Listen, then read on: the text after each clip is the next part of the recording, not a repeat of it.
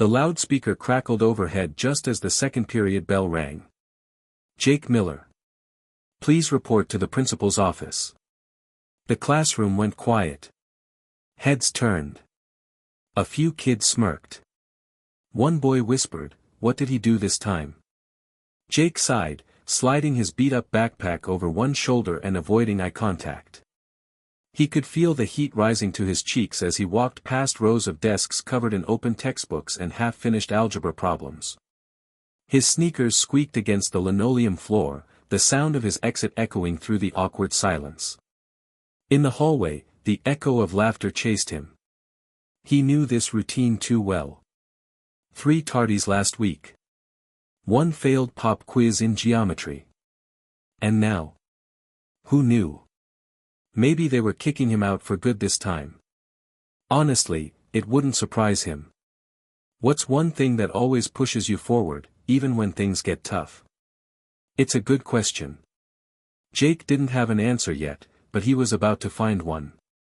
The principal's office smelled like coffee, old books, and disappointment. Principal Harper didn't look up as Jake stepped inside. She was reading something, probably a file, and the silence made Jake itch.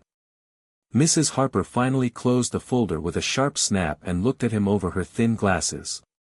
"Jake. Sit down." He sat. "I've been looking through your academic record," she began, tapping the file with a pen. "Your grades have deteriorated. Again. You failed Algebra I for the second time. Your teachers are frustrated. And frankly, I'm starting to wonder if you even want to be here." Jake opened his mouth but couldn't find anything to say. So he stared at the floor. His shoes were coming apart at the soles. Mrs. Harper continued. "You are bright. Everyone says so. But you waste it. You drift through your classes like none of it matters. You don't turn in your homework. You doodle during lectures. And when we try to help, you shrug it off." Her voice got softer. Almost pitying. "I don't think you're a bad kid, Jake. But at some point, we have to be realistic. Some kids are just not built for academics." Jake looked up then. The words stung more than they should have. And then she said it. "You're just hopeless, Jake." Jake didn't remember walking out of the office. Didn't remember the stairs, the hallway, or the chatter of students rushing to their next classes. All he remembered was that word, hopeless, ringing in his ears like a gunshot that wouldn't stop echoing. Outside, the sun was too bright. He sat on the edge of a concrete planter near the bike racks and stared at the cracks in the pavement. He clenched his fists. Let the anger burn inside him like wildfire. But under the heat was something else, shame, maybe. Or fear. Or both. Jake. He looked up. Chris was standing there, a half-eaten granola bar in one hand, his backpack slung crooked across one shoulder. His best friend since 5th grade.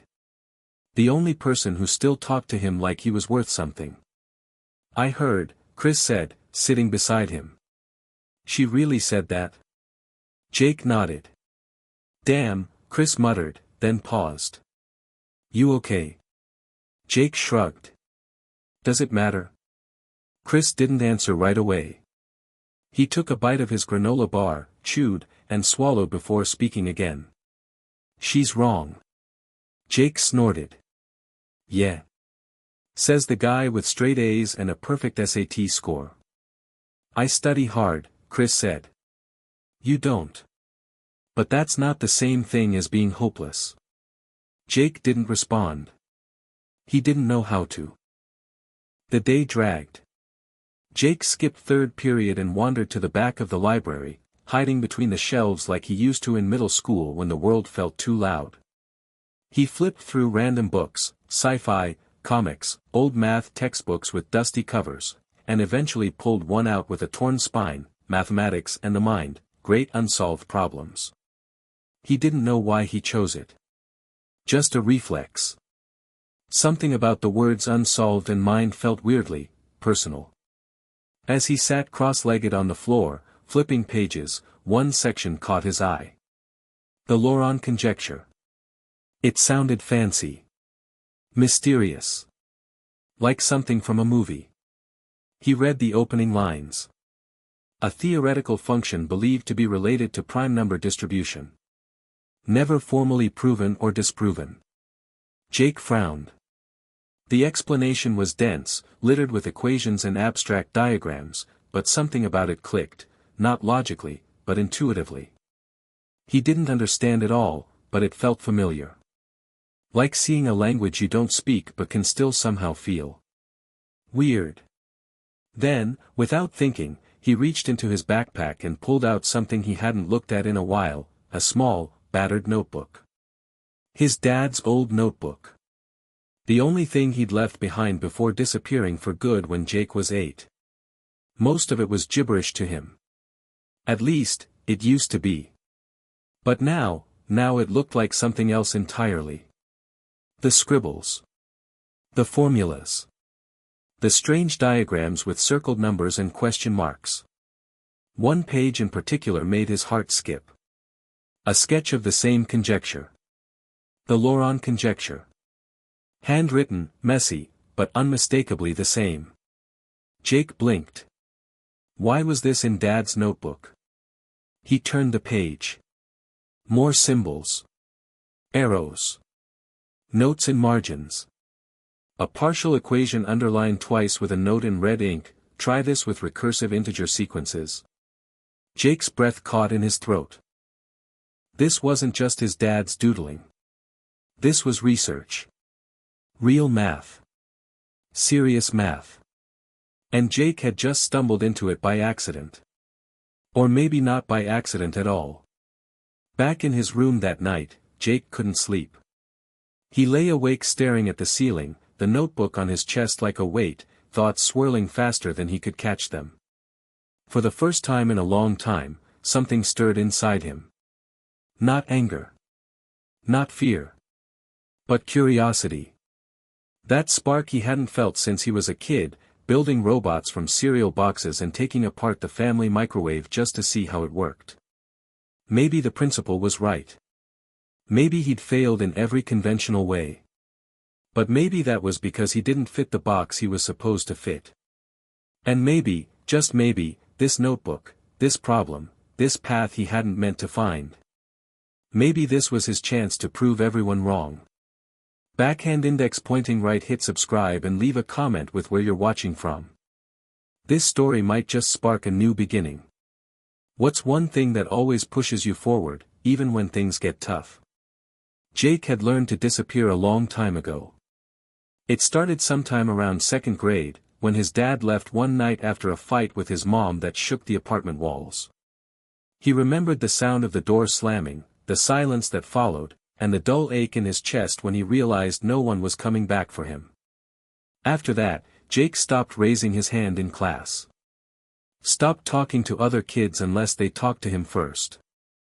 Stopped expecting people to stay. Instead, he faded into the background, quiet, forgettable. The invisible kid. He wasn't dumb.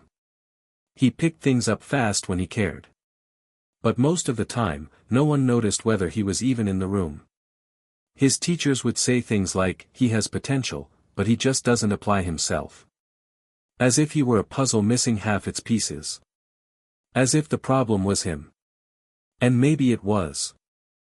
Jake lived with his mom in a 2-bedroom apartment above a laundromat on the east side of town. The walls were thin, the heat barely worked in winter, and the windows rattled every time a bus passed. His mom worked double shifts at the hospital, sometimes overnight.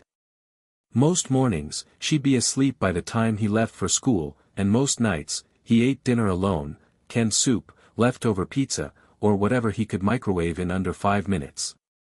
Still, she loved him. He knew that. She just didn't know how to show it anymore. There was always stress in her voice, always exhaustion in her eyes.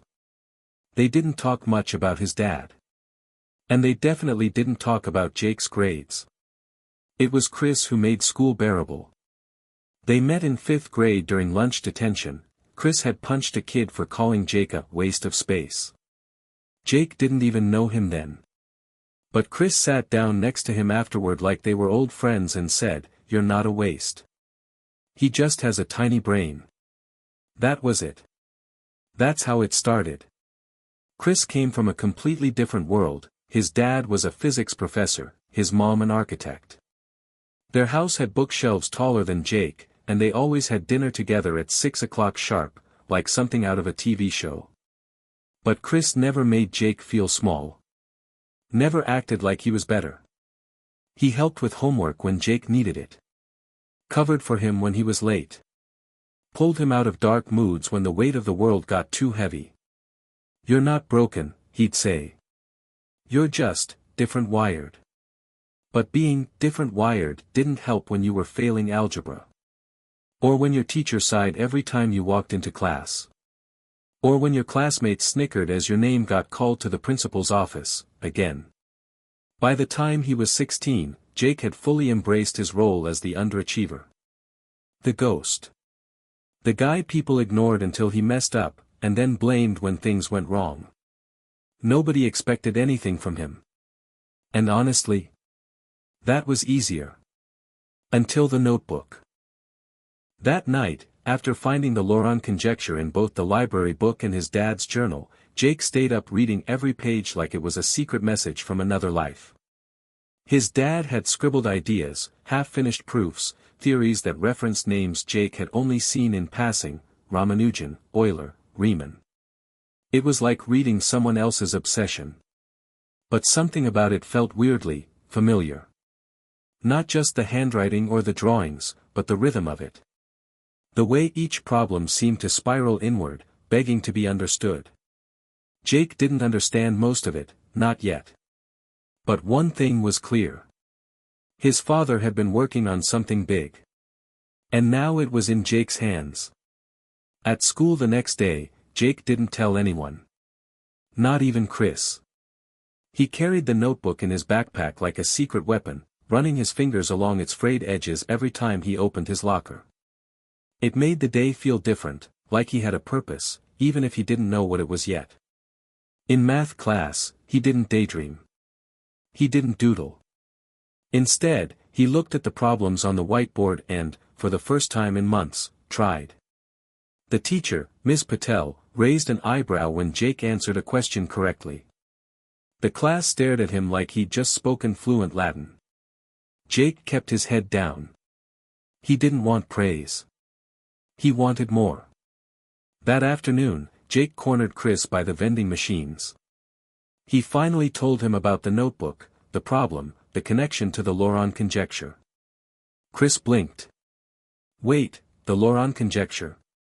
The one that's unsolved? Like, Harvard level?" Jake nodded.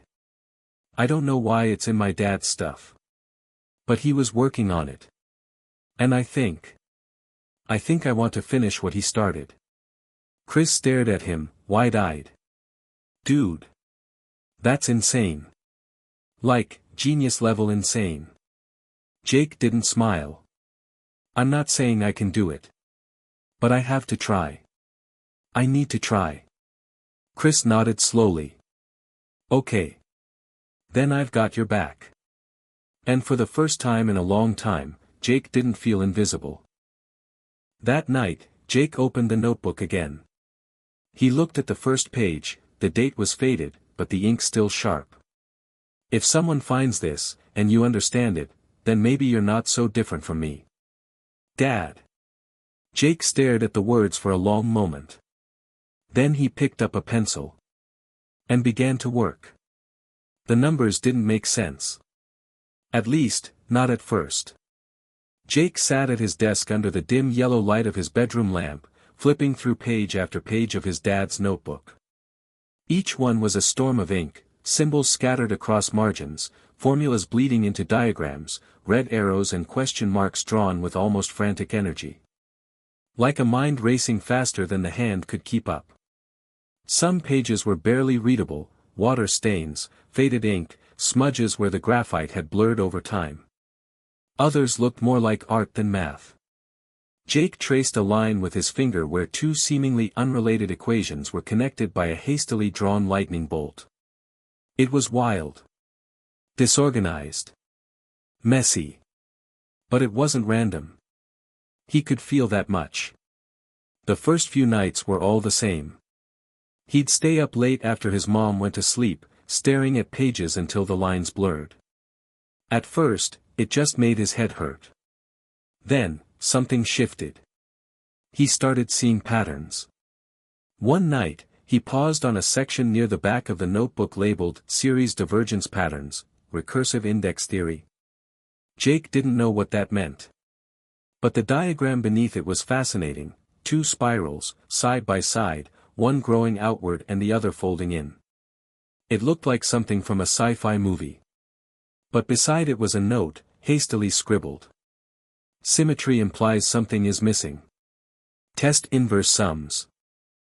Jake didn't know what to do with that either. But the next morning, he walked into school with a kind of stubborn fire he hadn't felt in years. In geometry class, while Ms. Patel lectured about proofs and parallel lines, Jake wasn't listening.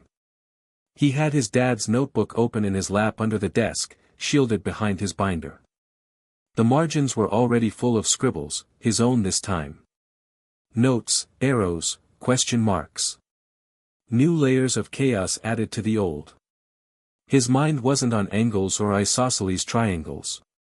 It was somewhere else entirely, trying to reverse engineer logic that was far above his grade level.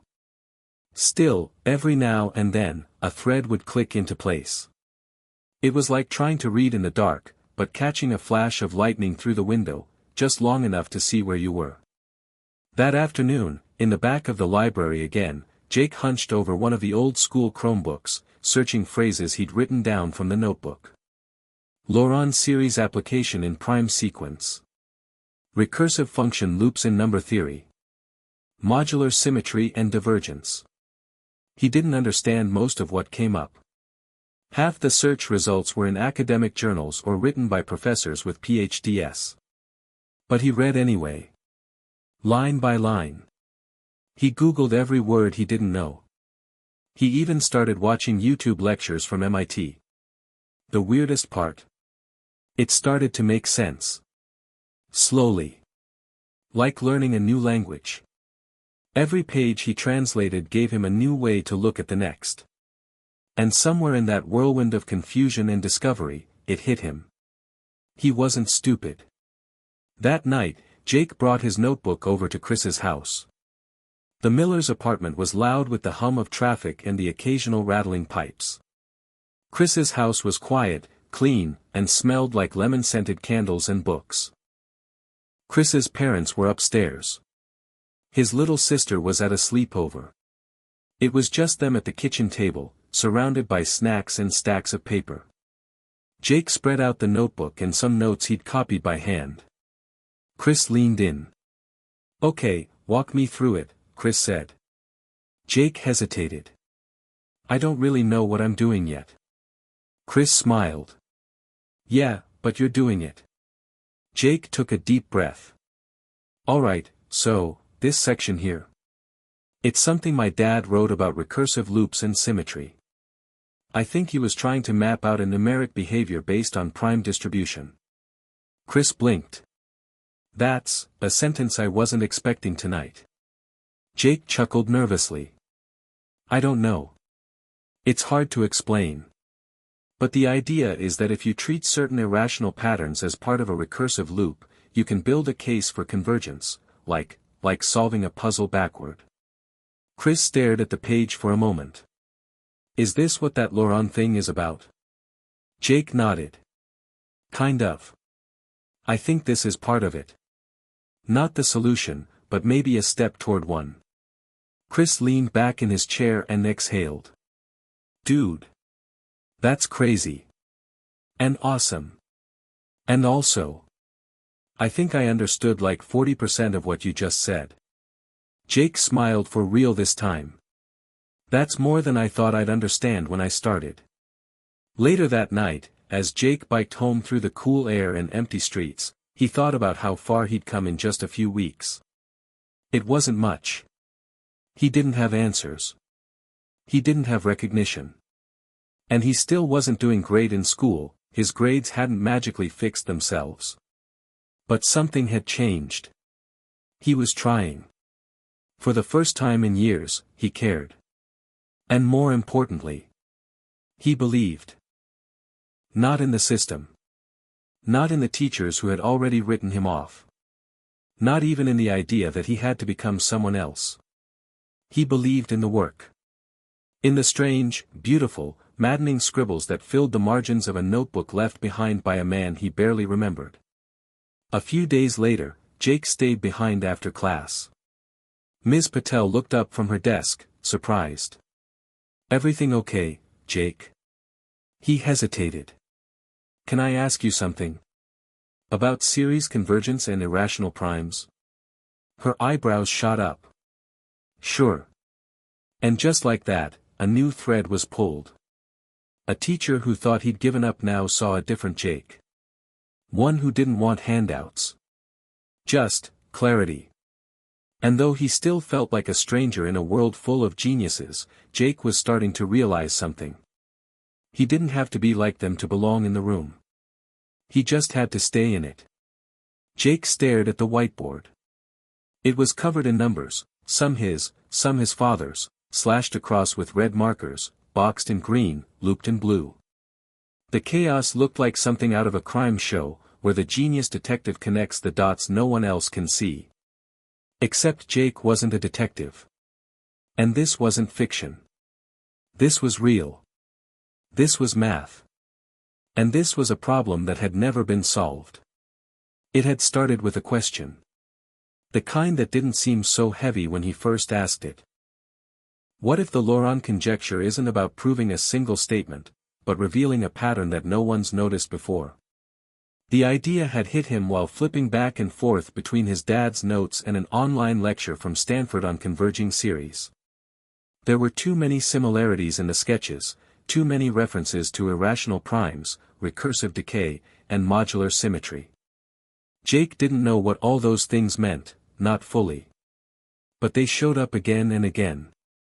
On different pages. With different labels. And different attempts to connect them. What if his dad had found something real? And what if Jake was seeing it with fresh eyes? That night, Jake sat cross-legged on his bedroom floor, the notebook wide open beside him, and typed the words into a search engine. Laurent conjecture, unsolved problem in number theory. The first link led to a paper from the American Mathematical Society. Jake clicked it and immediately regretted it. The language was dense. Complex. Nearly unreadable. But he forced himself to scroll. And then he saw it. Considered one of the most intriguing open questions in modern number theory, the Laurent conjecture proposes a relationship between infinite convergent series and the distribution of primes through irrational coefficients. Unsolved since its proposal in 1991. 1991. That was the year Jake's father had dropped out of graduate school. The same year he started writing in the notebook. Jake's throat went dry. Was his dad trying to solve this? The deeper he dove, the more surreal it became.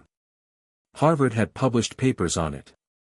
So had MIT, Oxford, and universities in Germany and Japan.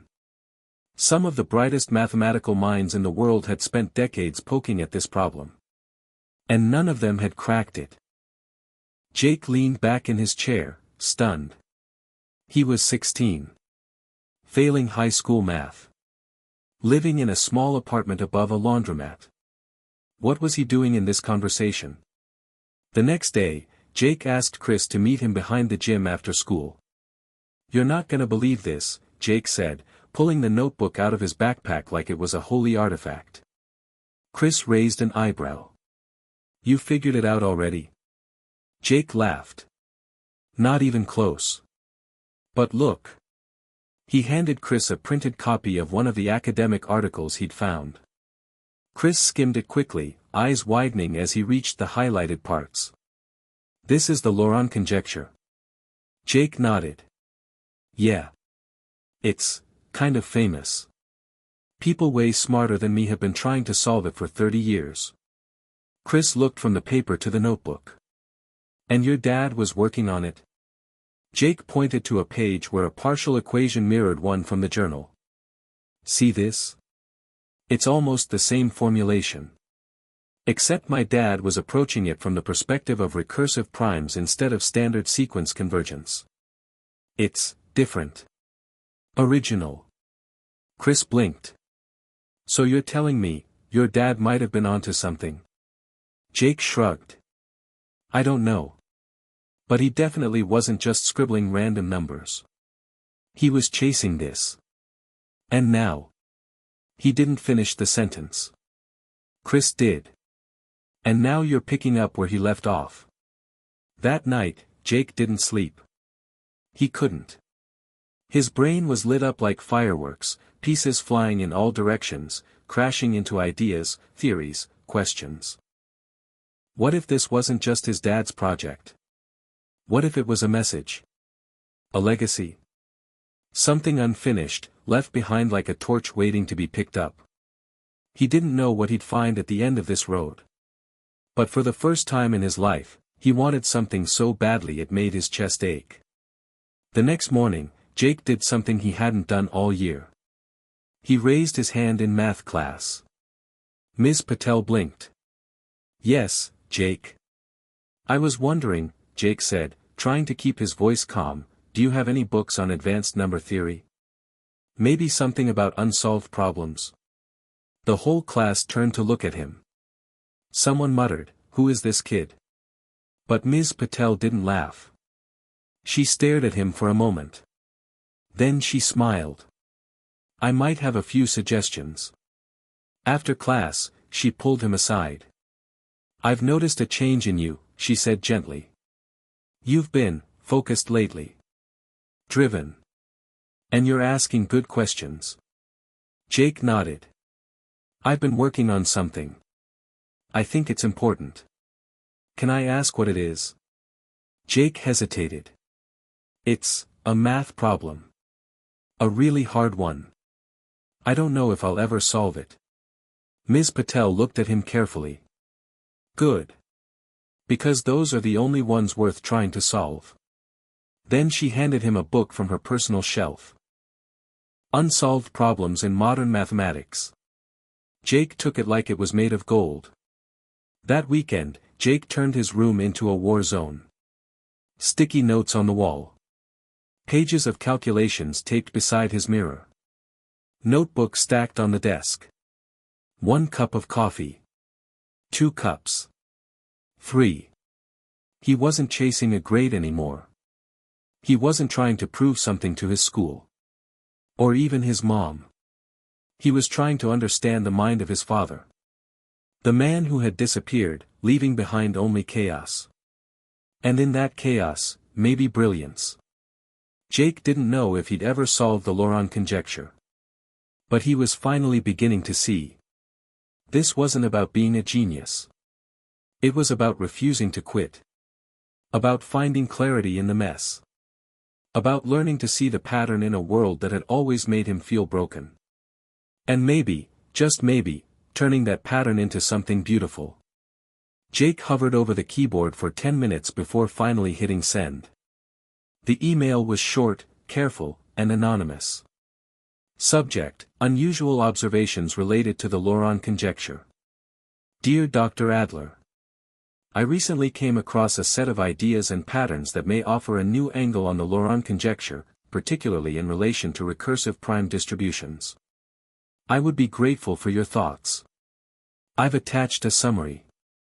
Sincerely. A Curious Mind.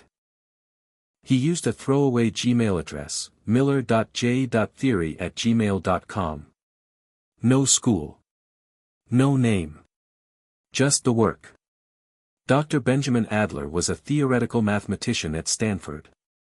His lecture on convergence patterns in irrational prime functions had made Jake stop in the middle of dinner one night, a forkful of cold spaghetti hovering midair.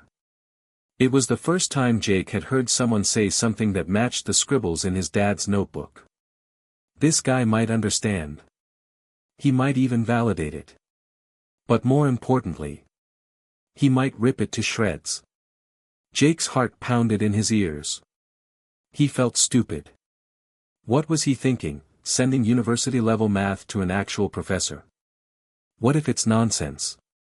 What if I just embarrass myself? He couldn't sleep that night. Could barely eat the next day. By the time Monday came, he'd almost forgotten about it. Until the reply showed up. From b.adler@stanford.edu. Subject, unusual observations. Dear, curious mind. I found your notes, intriguing. The logic is raw, but your recursive symmetry model and loop behavior suggest a very real mathematical curiosity. Are these your own formulations? I'd like to know more. Would you be open to a video call? Best. Dr. B. Adler. Jake nearly dropped his phone. A video call? With a Stanford professor? Panic set in fast. He texted Chris in all caps. He wants to talk. Video call. What do I do? Chris responded instantly. You say yes. You breathe. You don't puke. And I'll be there. The call was scheduled for Thursday evening. 6 p.m. Jake didn't eat all day. He spent the afternoon pacing, rereading his notes, trying to memorize his own thoughts like lines in a play. Chris sat on the bed, watching like a nervous coach. At 5:57, Jake clicked the Zoom link. At 6:02, Dr. Adler appeared. Gray hair. Wire-rimmed glasses. Serious but not cold. He looked like the kind of man who'd seen 1,000 equations, and maybe solved half of them. Good evening, Dr. Adler said. Do I call you curious? Jake cleared his throat.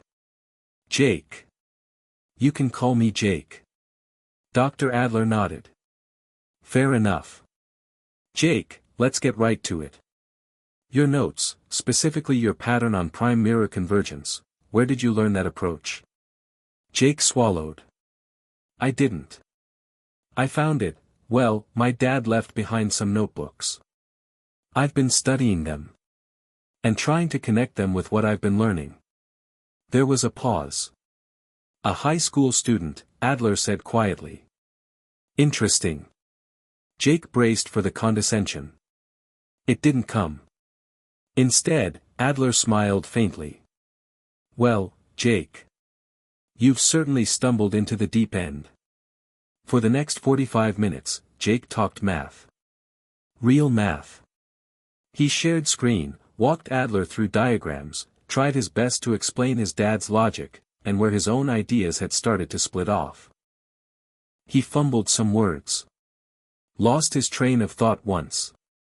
But Adler was kind. Patient. Challenging, yes, but not dismissive. In fact, there were moments, real moments, when Jake saw something flash across the professor's face. Genuine curiosity. That was the first time Jake realized he might not be out of his depth. After the call, Jake collapsed on the carpet, staring at the ceiling. Chris peeked over the edge of the bed. Well? Jake laughed. He didn't say I was crazy. Which, coming from a Stanford guy, basically means you're a genius. Jake shook his head. No. Not even close. But, he said the math was raw but promising. He even said one of my symmetry ideas reminded him of something from a 2007 paper on dynamic prime matrices. Chris blinked. That's a real sentence. I guess it is now. They both laughed, too hard, too relieved. That weekend, Dr. Adler followed up with an email. Jake, if you're serious about continuing this work, I suggest you start keeping a formal log of your formulations. No matter how rough. Also, there's an online colloquium next month, graduate level. But I'd be happy to sponsor your virtual access. You may find it eye-opening. Jake reread it 10 times. A professor. At Stanford. Sponsoring him. He thought about his principal, Mrs. Harper. "You're just hopeless, Jake." Then he thought about his dad's notebook. And how maybe, just maybe, this whole thing wasn't an accident. By Sunday night, Jake had reorganized his entire bedroom into a study space. Whiteboard on the wall. Math book stacked high. His dad's notebook in the center like an anchor. He spent hours rewriting equations. This time not just to understand them, but to own them. He added his own ideas, refinements, questions, new notations. The notebook wasn't his dad's anymore. It was theirs. A legacy passed through symbols. A conversation in numbers across time. The next week, Jake walked into Ms. Patel's class early. He showed her the email. The work. The invitation to the colloquium. She didn't speak for a moment. Just stared at the screen. Then she looked at Jake with something close to awe. "I hope you know," she said quietly, "how extraordinary this is." Jake shrugged, half embarrassed. "It's just a start." "No," she said. "It's a shift." Jake didn't fully know what she meant. But later that night, as he sketched a new diagram on his wall, a new pattern took shape, one he hadn't seen before. And this time, he didn't doubt it. The numbers stopped making sense. 1 week after the video call with Dr. Adler, Jake hit a wall so hard, it felt like slamming into glass he hadn't even seen coming. Up until now, each night had been a small step forward. New observations, faint connections. Like walking through fog with a flashlight, and always finding just enough clarity to keep going. But suddenly, the light was gone. It started with a single line. Jake was building a new version of the recursive loop model he'd shown Adler, adding complexity, adjusting for irrational coefficients, layering in logarithmic decay rates. On paper, it looked good. But the moment he tried to run the logic through basic test cases, prime sequences, Fibonacci anomalies, Gaussian symmetry, it fell apart. Numbers exploded to infinity. Patterns inverted. What once seemed elegant turned into mathematical noise. Jake tried again. Tweaked variables. Changed his base functions. Added stabilizers. Nothing worked. 2 nights passed. Then 4. Jake didn't tell Chris. Or Ms. Patel. Or Adler. He didn't want to admit that the math had turned on him. That maybe, this was all he could do. Maybe Adler had been wrong. Maybe he was just a high school kid who'd gotten lucky.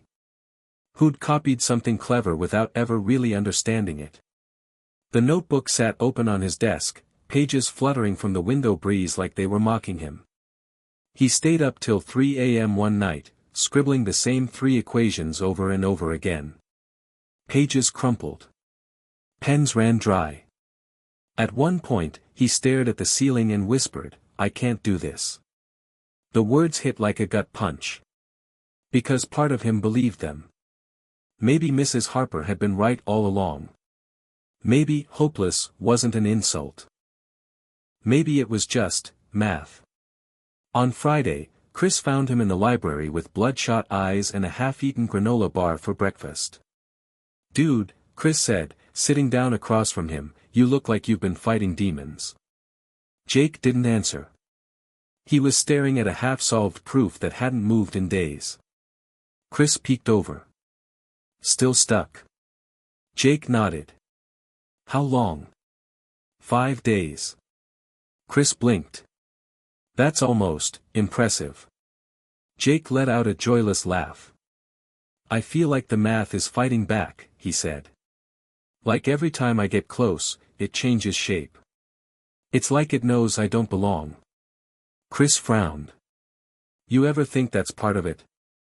Jake looked up. "What?" "The fight.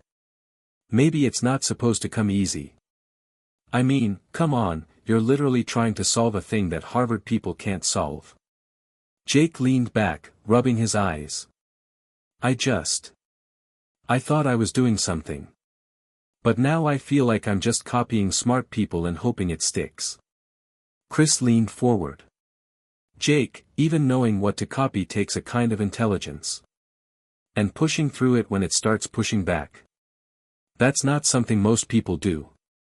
Jake didn't respond. But Chris could see something soften in his expression. That weekend, Jake decided to do something radical. He stopped working. Not forever.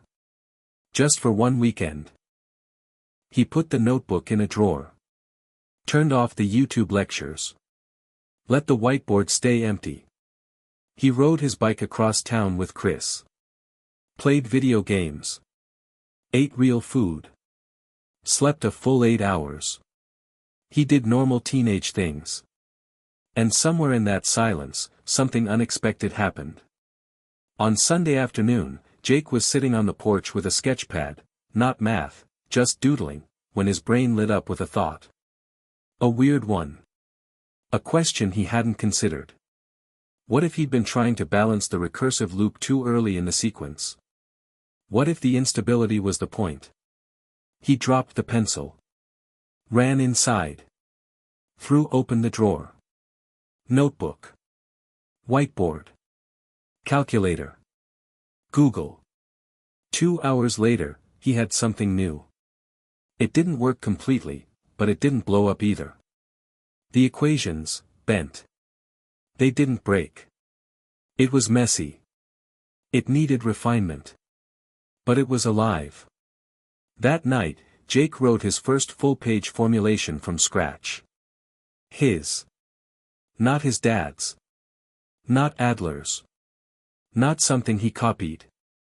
His ideas. His notations. His flaws. He emailed it to Dr. Adler at 11:47 p.m., with a short message. It's still rough, but I think I've been starting the loop too early. I'd love to hear what you think. Then he shut the laptop and lay back on his bed.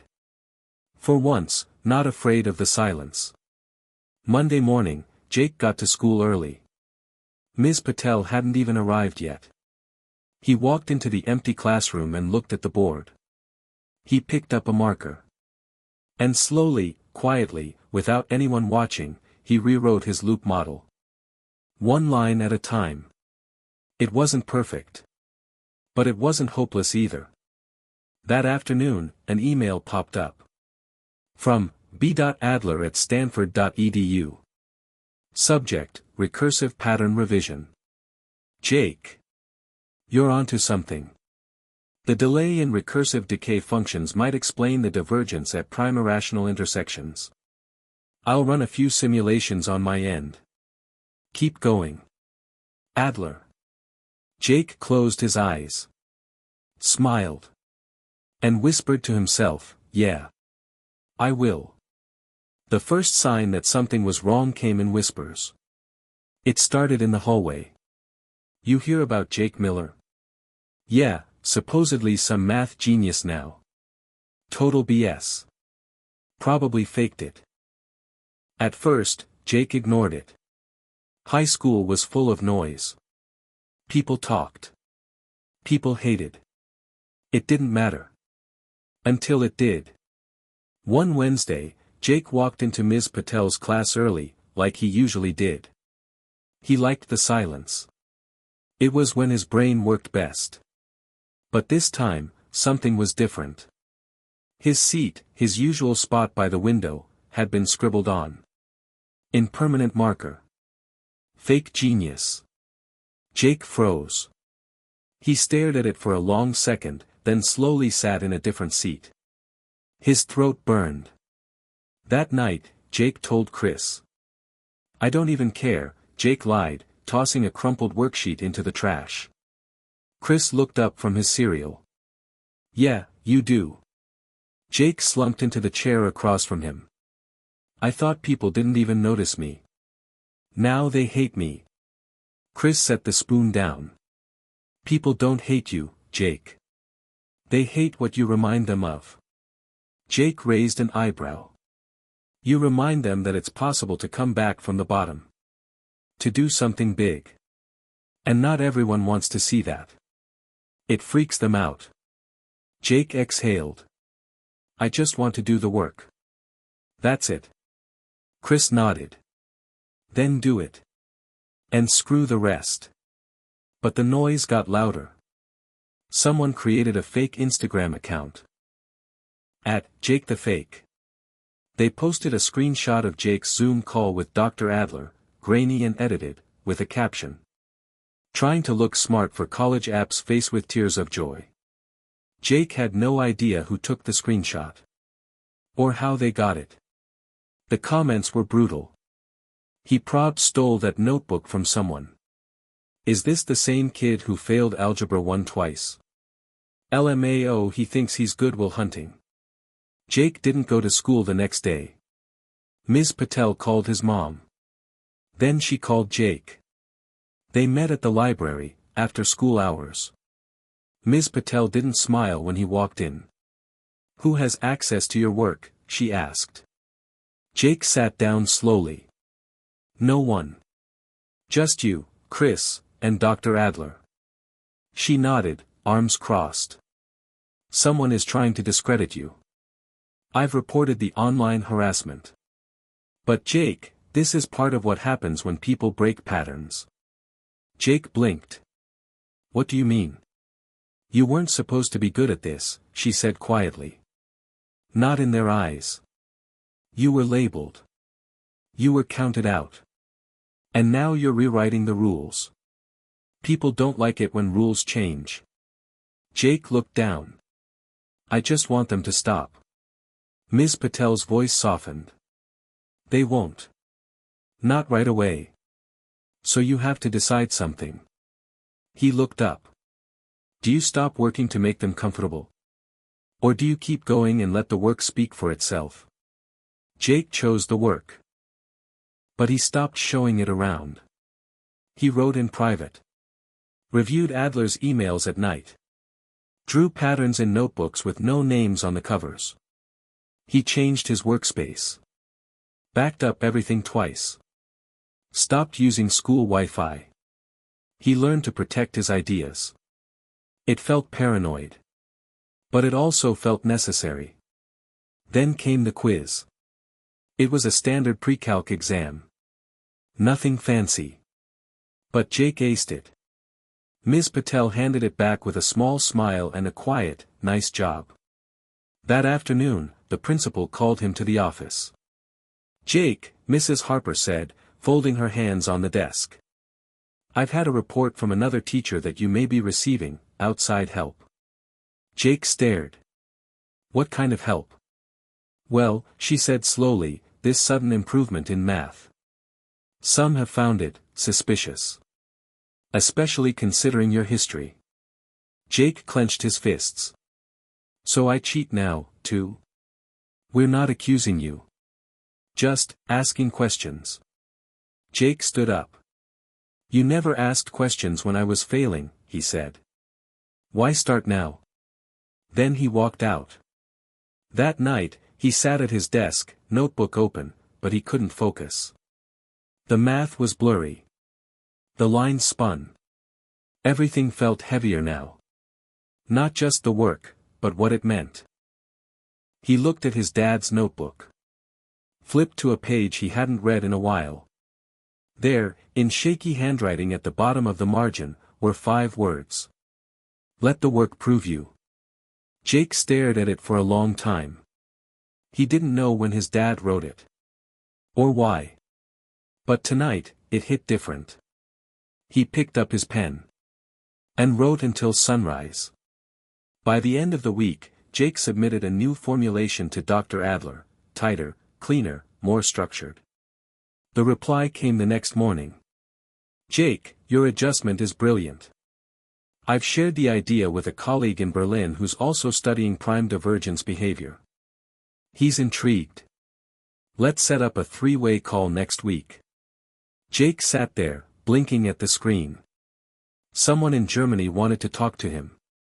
A few high school kids didn't like him. Fine. But he was talking to mathematicians halfway across the world. And for the first time, he didn't feel small. He felt like he belonged. Jake had never been so nervous to click a button. His mouse hovered over the Zoom link. The clock on his screen read 11:57 p.m. On the other side of the world, it was 6:57 a.m. The sun was rising in Berlin. His hands were shaking. He was supposed to be asleep. Or doing homework. Or watching YouTube like every other kid in his school. Instead, he was about to talk math, real math, with two men who had spent more years in academia than he'd been alive. He had reviewed the call agenda 5 times. Topic: Recursive prime divergence in Laurent-based systems. Presenters: Dr. Benjamin Adler, Stanford; Dr. Leo Clemens, Freie Universität Berlin. Guest: Jake Miller. His name looked out of place. Like a typo. At exactly 12 a.m., Jake clicked Join Meeting. A moment of buffering. Then Dr. Adler appeared first. Calm, familiar, already sipping from a white mug. "Good evening, Jake," he said, smiling. "Or, morning, I suppose." Jake managed a nervous laugh. "Yeah, close enough." Then the screen shifted. Dr. Leo Clemens entered. German accent. Sharp eyes. Hair graying at the temples. Dressed in a crisp white shirt, buttoned to the collar. "Ah," Clemens said, nodding. "So you are the student causing the ripple." Jake blinked. "Ripple?" Adler chuckled. "He means your idea's been getting attention. We shared your last model with 2 researchers in Vienna. It raised questions." Jake swallowed. "I hope good questions." Clemens leaned forward. "We'll see." For the next 20 minutes, the meeting ran like a seminar. Adler shared his screen. Jake's diagram appeared, his recursive symmetry grid, the mirrored functions, the stabilization curve he'd added last week. As they spoke, Jake tried to follow along. But Clemens moved fast. His language was technical, precise. At times it felt like listening to a different species. But Jake had learned something in the last few months: when you don't understand, you ask. "Wait," Jake said, interrupting gently. "Can we go back one step? Why did you change the modulus input from pi to e?" Both men paused. Adler smiled. Clemens raised an eyebrow. "Good question," Clemens said, surprised. "Because pi introduced loop instability in test case number 3, e was more stable at scale." Jake nodded slowly. "So, the issue was with irrational drift, not with the loop symmetry?" Clemens blinked. Then nodded. "Yes. That's correct." Jake made a note. For the first time, he wasn't just trying to keep up. He was in it. Then came the challenge. "Now," Clemens said, adjusting his glasses, "let's discuss the flaw." Jake's stomach dropped. "The flaw?" "Yes," Clemens said. "In your structure. Page 3, second sequence. Your recursive index peaks too early. The loop collapses before stabilization. That's why your third output set breaks." Jake stared. He'd run that sequence 20 times. It had broken, but he thought it was due to input error, not structure. "No," Jake said softly. "It peaks early on purpose. It's designed to collapse before the full loop, because that's where the second pattern emerges." He flipped to his notes, heart racing. "If you let the loop run full course, you miss the mirrored inversion. But if you let it decay just before stabilization, here." He quickly pulled up a spreadsheet. "I get this." He shared his screen. A mirrored spike. Perfectly symmetrical. Beautiful. Silence on the call. Then Clemens leaned back. And smiled. "Interesting." Adler broke into a grin. "That's what I told you, Leo. He's not bluffing." For the next 30 minutes, the call turned electric. Jake explained his logic. Adler refined it. Clemens tested it. It was a real-time exchange of minds, fast, respectful, alive. Jake didn't win every point. He got corrected, challenged, even contradicted. But he held his own. He asked better questions than he gave answers. And in rooms like this, that meant more. By the end of the call, Jake was exhausted. But happy. A kind of quiet, deep happiness that he hadn't felt in years. He was still just a kid. Still figuring things out. But tonight, for the first time, he wasn't treated like a student. He was treated like a peer. After they signed off, Jake sat in silence. Then he pulled out the notebook. On the inside cover, he added a new line. Berlin, 12 a.m., let the loop collapse early. He smiled, shut the notebook, and let his head fall back against the chair. His dad never made it this far. But Jake had. And he was just getting started. Jake had barely stepped through the front doors of the school when it hit him. The tension in the air was thick, suffocating. It had only been a few days since the international call with Dr. Adler and Dr. Clemens, but already, people had started talking. And not the good kind of talking. He had expected whispers behind his back. He had expected to be the subject of rumors, but now it felt different. Now, it was like there was an open door for everyone to judge him, to question his achievements. The first sign of trouble came during chemistry. Jake, Mrs. Grant said, her tone flat, as she called him to her desk after class. I need to speak with you. Jake's heart sank. He hadn't done anything wrong. He had aced the last test, followed all the rules, kept his head down. But the look on her face wasn't one of pride. It wasn't a great job smile. It was something else. Something he couldn't quite place. I've had a few concerns, Mrs. Grant began, looking around to make sure no one else was near. There are whispers in the faculty lounge, about how quickly you've been improving in your academics. Some are worried that your methods might be unconventional. Jake stood frozen. Unconventional, he repeated. She hesitated. You've gone from being one of the lowest performers in this school to, well, doing what seems to be college-level work. Without much explanation. It's raising some eyebrows. Jake opened his mouth to protest, but she cut him off.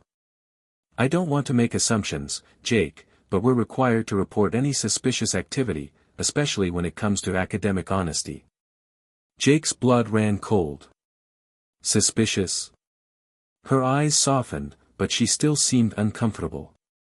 Don't take it the wrong way. I'm just following protocol. Your work is impressive, but I think you understand why this is becoming an issue. Jake clenched his fists, trying to control the flood of anger rising in him. I've been working hard, Mrs. Grant. I've been doing the work.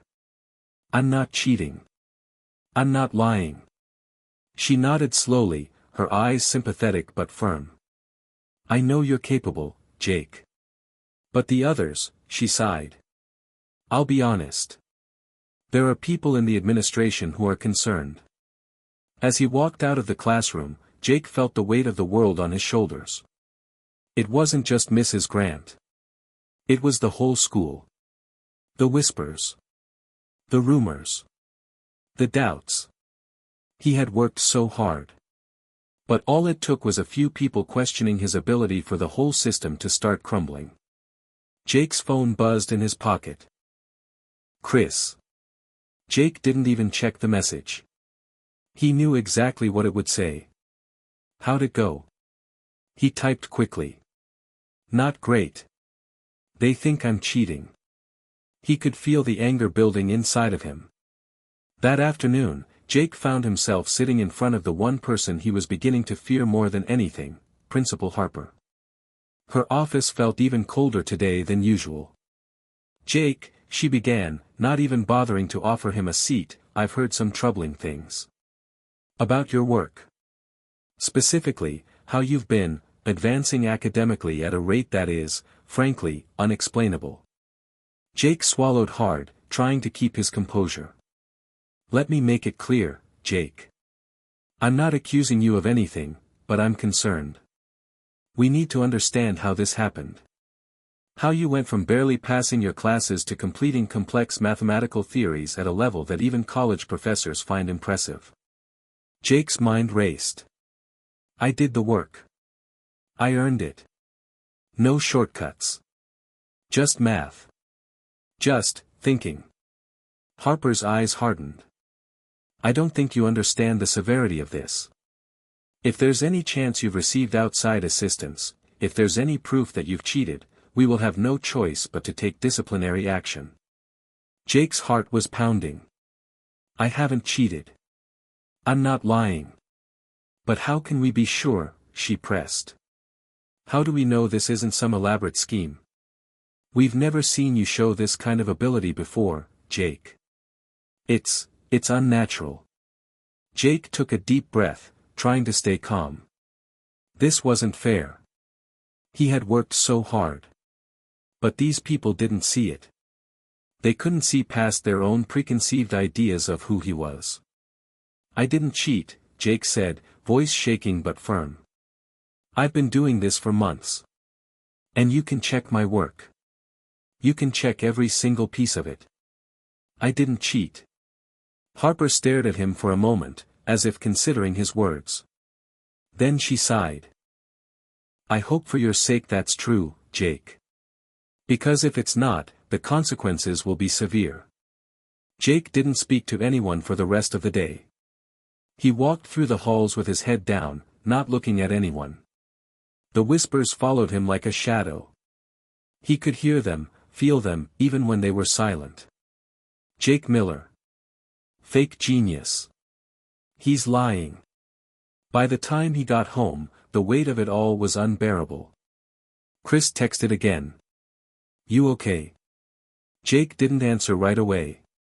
He just sat on his bed, staring at the wall, trying to process everything that had happened. Finally, he typed back. I don't know how much longer I can do this, Chris. The phone buzzed immediately.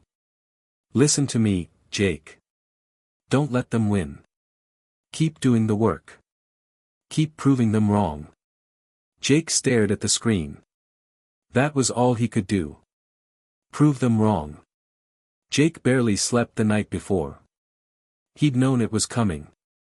Principal Harper had made it clear that the next step in this saga was a test, a formal assessment to evaluate his capabilities. The problem was, Jake wasn't sure what was worse, the test itself or the fact that it felt like the entire school was watching him fail before he even started. He had hoped this would blow over. He had hoped the whispers would die down, that the rumors would fade. But it didn't. It only got worse. Jake Miller, fake genius, probably cheating, someone should take a closer look.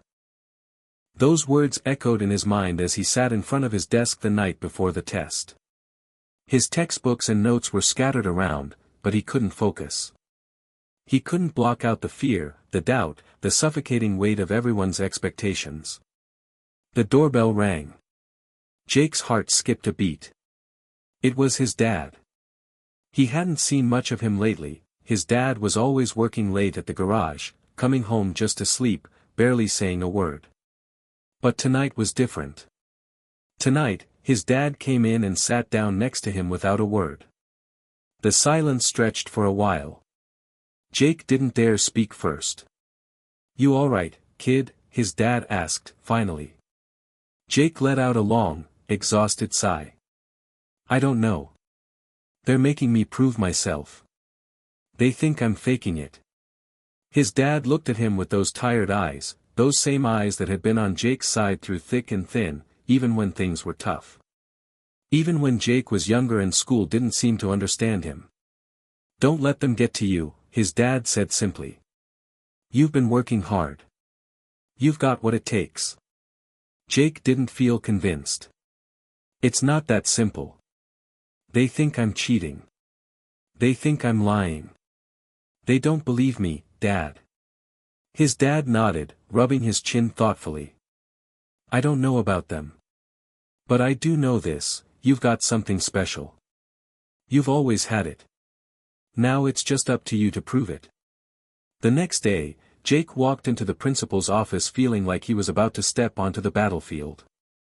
He was supposed to meet with Principal Harper and the academic board for what was being called an academic verification exam. The name itself made it sound like he was about to undergo some kind of interrogation, and the weight of the entire school seemed to be resting on his shoulders. The moment he stepped into the office, the tension was palpable. "Jake," Principal Harper greeted him, her tone businesslike but not unfriendly. "Please, sit down." Jake did, trying to steady his nerves. He could feel the gaze of every teacher in the room on him. "This is not just a test," Harper continued. "This is a chance for you to show us that you're capable of handling the kind of work you've been presenting. If you can prove that your knowledge and skills are authentic, we'll put these concerns to rest. But if not, well, we'll have to reconsider how we proceed." Jake swallowed hard. The words hung in the air like a guillotine blade, ready to drop. The test was grueling. It wasn't a simple math exam. There were no multiple-choice questions. No formulas to plug in. Instead, it was an open-ended series of problems designed to push the boundaries of what Jake had already done. The problems seemed to grow more complex with each one, stretching not only his knowledge but also his creativity, his ability to think outside the box. He felt like he was walking a tightrope. There were moments when he wanted to give up, when he felt the weight of the room's judgment pressing down on him. He could feel the eyes of his teachers on him as he wrote furiously on the whiteboard, trying to piece together solutions for problems he'd never encountered before. The problems weren't just math, they were puzzles, riddles, logic challenges, and conceptual frameworks that stretched the limits of the most advanced academic fields. It felt like one of those moments where you either rise to the occasion or fall flat on your face. One problem stood out more than the others. It was the final question. Given a set of data points representing an arbitrary geometric pattern, prove that the pattern converges to a nonlinear structure when subjected to recursive symmetry. Jake stared at the problem for a long time. He knew exactly what it meant. He had seen this pattern before. In his own work. The symmetry had always been part of it. But it had never been formalized. Never subjected to a true recursive framework in this manner. He wiped the sweat from his brow and got to work. Minutes passed. An hour. 2 hours. Finally, Jake stepped back from the whiteboard, his hands shaking from the intensity of the work. He looked at the final equation, his heart racing. It was right. He was certain of it. Jake stepped back and sat down at the table, staring at the equation. It was a complete solution. It had taken everything he had, but he had done it. An hour later, Principal Harper returned, accompanied by several other faculty members, including Mrs. Grant and Dr. Rivers, the head of the math department. They gathered around Jake's solution on the board. Jake's breath caught in his throat as they examined it. Mrs. Grant stepped forward first, scrutinizing the work with a critical eye. "This is," she paused, seemingly surprised. "This is solid. It's consistent with advanced theories I've seen." Dr. Rivers nodded, looking over the equations. "Yes. This is beyond what we expected from a student your age." Harper, who had been silent up until now, folded her arms. "I see." She turned to Jake, her eyes assessing. "Well, Jake, I think it's safe to say we have our answer." Jake held his breath. Harper's gaze softened just a bit. "You've proved yourself." Jake didn't know whether to feel relieved or overwhelmed. The weight he'd been carrying for so long had finally been lifted, but the battle wasn't over yet. This was just one moment. One test. One proof. But it was a start. As he walked out of the principal's office, he couldn't help but smile. He had done it. And for the first time in a long time, Jake Miller believed that maybe, just maybe, he wasn't just some hopeless kid after all. The bell rang, signaling the end of the school day. But Jake didn't feel the usual rush of excitement to leave. Instead, he walked through the hallways like a man on a mission, his mind buzzing with 1,000 thoughts. The test had been the easy part. What came next, how he would navigate the aftermath, how he would deal with the attention, how he would deal with his new reputation, was the real battle. He'd done it.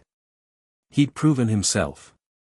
The academic board had declared him legitimate, and Principal Harper had given her grudging approval. It felt like a victory. But the strange thing was, it didn't feel like a real victory. Not the way he had imagined it would. Jake sat in the cafeteria the next day, eating his lunch alone. He had gotten used to being isolated. It wasn't anything new. But the strange thing now was that he was surrounded by people. Students walked by in groups, talking about the upcoming school dance or the latest sports game, but no one came up to him. No one offered a handshake, a congratulatory word, or even a smile. It was as though, despite everything he'd just accomplished, nothing had really changed. The whispers still followed him. But now, they were laced with curiosity instead of mockery. That's Jake Miller, the kid who solved that impossible equation. The distance between him and everyone else seemed even wider now. The strange thing about being the center of attention wasn't the attention itself, it was the expectation.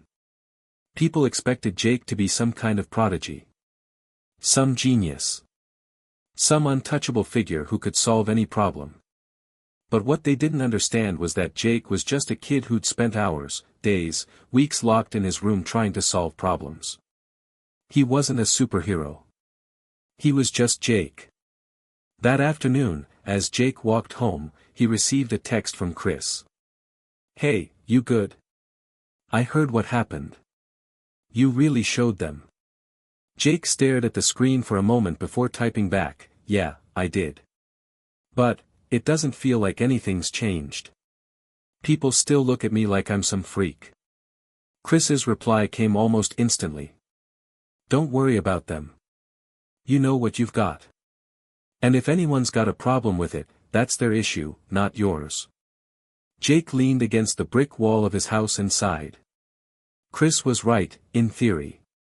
But Jake couldn't shake the feeling that he was being reduced to something that wasn't truly him. Was he just the kid who could solve math problems? Was that all anyone saw now? Was that all he was? The next morning, Jake found himself back in Principal Harper's office, waiting for her to finish talking to some other students. He tried not to look too nervous. But the truth was, even after everything he'd done, Jake was still terrified of what might come next. When Harper finally walked in, she didn't look at him with suspicion this time. Instead, she looked at him with something closer to respect. "Jake," she said, sitting down across from him, "I've been thinking a lot about what happened last week.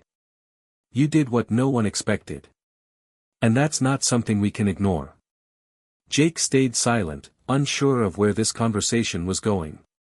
"Now," Harper continued, "I think it's time we address what comes next. The test, that was just one step. But you've proven yourself academically. I think we both know that now." Jake nodded, though his mind was still racing. "But," she added, "there's still the issue of your future here. Your place at this school. You're not just a student anymore, Jake. You're something more than that. You have potential." Jake felt a pang of unease. What did she mean by something more? What was she expecting from him? "You've always been a bit of an outsider," Harper continued. "And that's fine. But we have a responsibility to help you grow, to guide you to where you can really excel. I've been in contact with some universities, and there are people interested in your work. I think you should consider taking your talents to the next level. Maybe not just college, but something bigger." Jake swallowed, suddenly feeling out of his depth. "Bigger? What do you mean?" Harper smiled. "Well, Jake, I think it's time you seriously start thinking about the future. You have opportunities now, ones that could take you places you've never even dreamed of. But that means making a choice. About who you want to be. What you want to represent. Jake sat back in his chair, staring at her. Was she asking him to change? To fit into some new mold? I don't know if I want to be some genius that everyone looks up to, Jake said quietly. I just want to. I just want to be me. Harper studied him for a moment, then nodded. I get that. But being you, the real you, means stepping up. It means showing the world that you're more than just some equation solver. You're someone who can change things. Challenge the way we think. You have a gift, Jake. Don't waste it. Walking out of the office, Jake couldn't help but feel conflicted. For the first time, he realized something he hadn't before: the world saw him differently now. The pressure, the expectations, the constant eyes on him, it wasn't going away. But what was he supposed to do with it all? Was it worth it to try and change the way people saw him? Was he supposed to let go of his identity, his quiet world of solving equations, to become something that the school, or maybe even the world, wanted him to be? Jake didn't know the answers. But one thing was certain: the real battle wasn't just against the people who doubted him. It wasn't even against the equations or problems he had to solve. The real battle was against himself, and whether he could find a way to navigate the storm of expectations while still holding on to who he really was. And for the first time in a long time, Jake Miller wasn't so sure he could win. Hit subscribe and leave a comment with where you're watching from. This story might just spark a new beginning. What's one thing that always pushes you forward, even when things get tough? The pressure had never felt heavier. Jake couldn't escape the feeling that the whole world was watching him, waiting for him to make a decision that would shape the rest of his life. Every day, the whispers, the expectations, the constant pull towards something bigger loomed over him. Even his friends, his teachers, and his family kept asking the same question. What are you going to do next, Jake? It was like there was no escape. It was the question that haunted him, following him everywhere, at school, in his room, even in his dreams. He sat at the kitchen table late that night, the light from the lamp casting long shadows over his textbooks. He'd been working for hours, trying to distract himself, but his mind kept drifting back to the same place. To the conversation with Principal Harper. To the universities she'd mentioned, the people who had already expressed interest in his work. There were so many possibilities now. The future was wide open. He could go anywhere, do anything. But in the back of his mind, something was holding him back. Was this the future he really wanted? He ran his hands through his hair in frustration. It wasn't that the opportunities weren't exciting, because they were. Harvard. MIT. Princeton. All the schools his teachers had dreamed of going to, but never could. But what was the price of those dreams? What was the cost of giving up everything that had kept him grounded? The next morning, Jake found himself walking down the familiar halls of Roosevelt High, his feet dragging a little more than usual. The walls seemed to close in on him, the faces of his peers nothing more than blur as he passed by. His mind was a whirlpool of conflicting thoughts, and he couldn't shake the weight of it. When he entered the cafeteria, he found Chris sitting at their usual spot. For a moment, the sight of his friend felt like a relief, something familiar, something that didn't demand an answer. "Hey," Chris said, giving him a quick grin. "How's it feel to be the smartest guy in the room?" Jake forced a smile. "I don't know if that's what it feels like." Chris raised an eyebrow, sensing Jake's mood. "What's going on?" Jake sat down, shoving a tray of food aside without even looking at it. "I got an offer from Harvard. And MIT is interested too." Chris didn't look shocked, he had been expecting this. But the seriousness in Jake's voice caught his attention. "That's huge," Chris said, his voice filled with awe. "So, what are you gonna do?" Jake sighed, rubbing the back of his neck. "That's the problem, man. I don't know. Everyone's telling me I should go.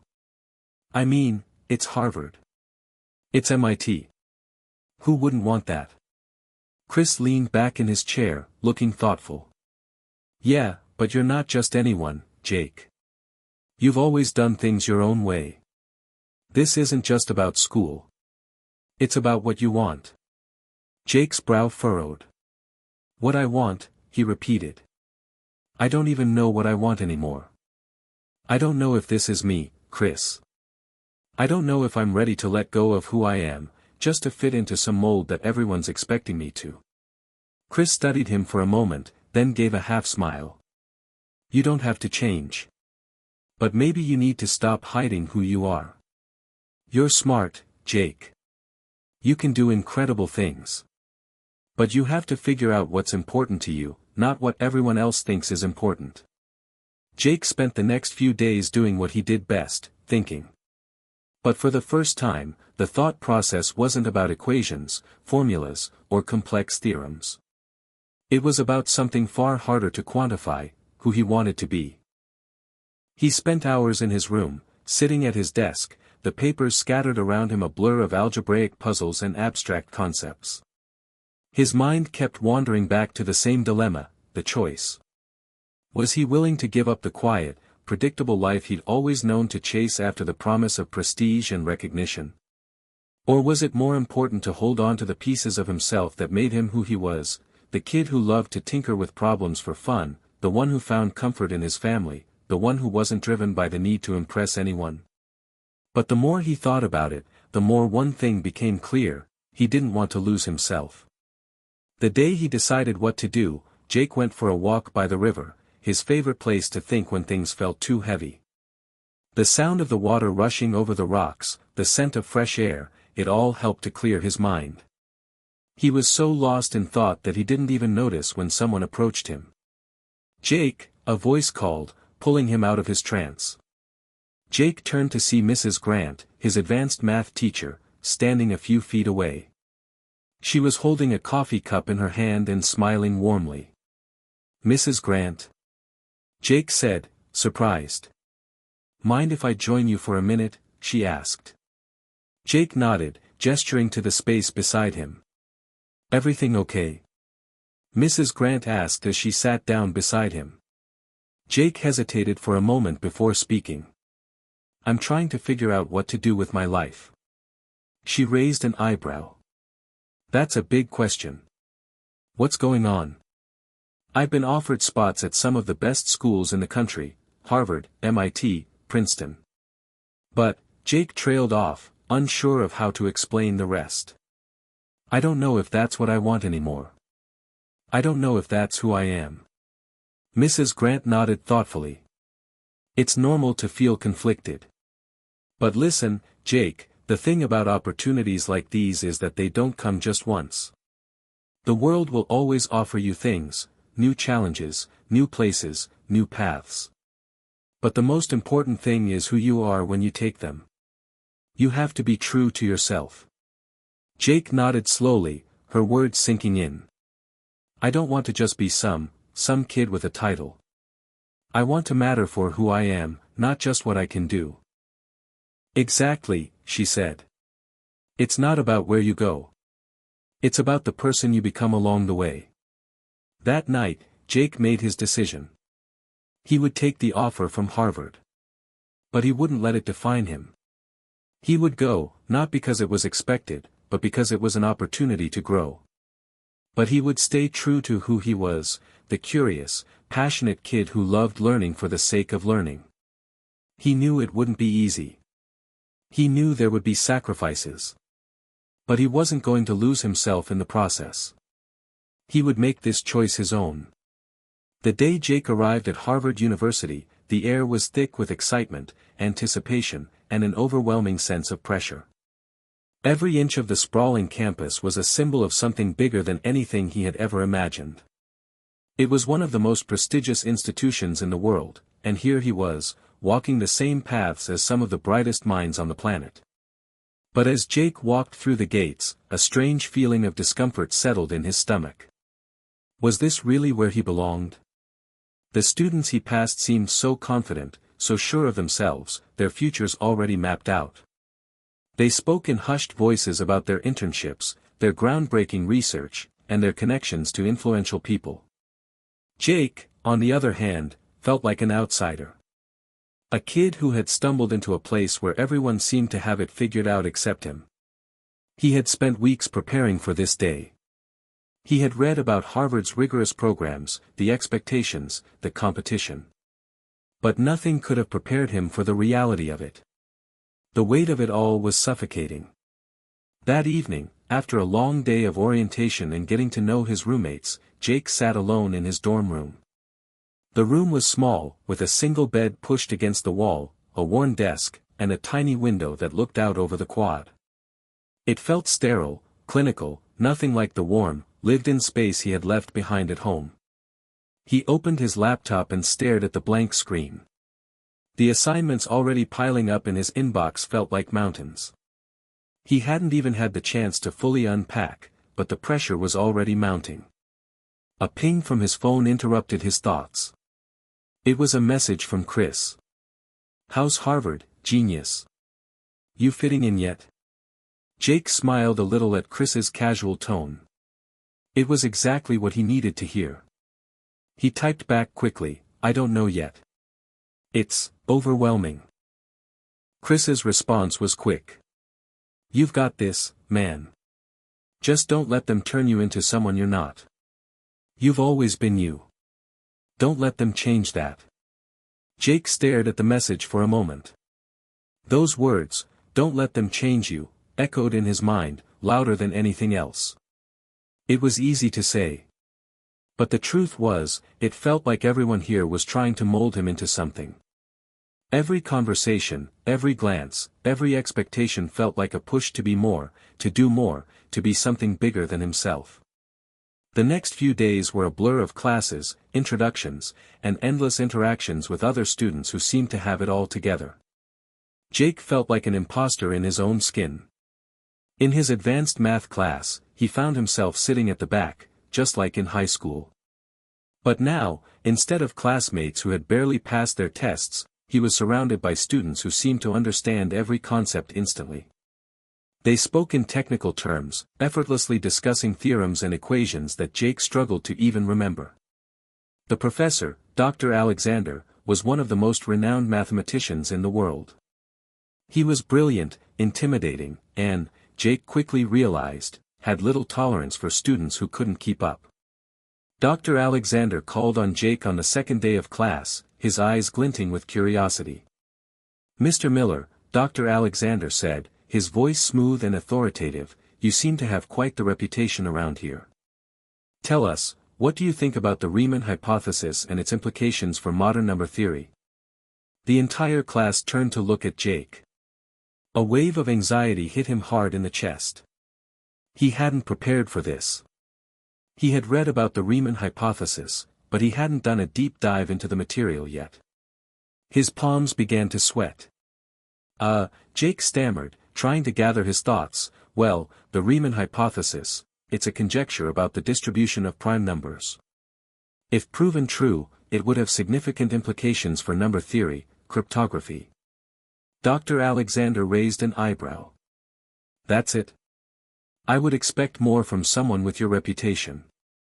The word stung, more than Jake wanted to admit. It wasn't that he had answered the question wrong, it was that the professor's tone suggested Jake wasn't enough. Not yet.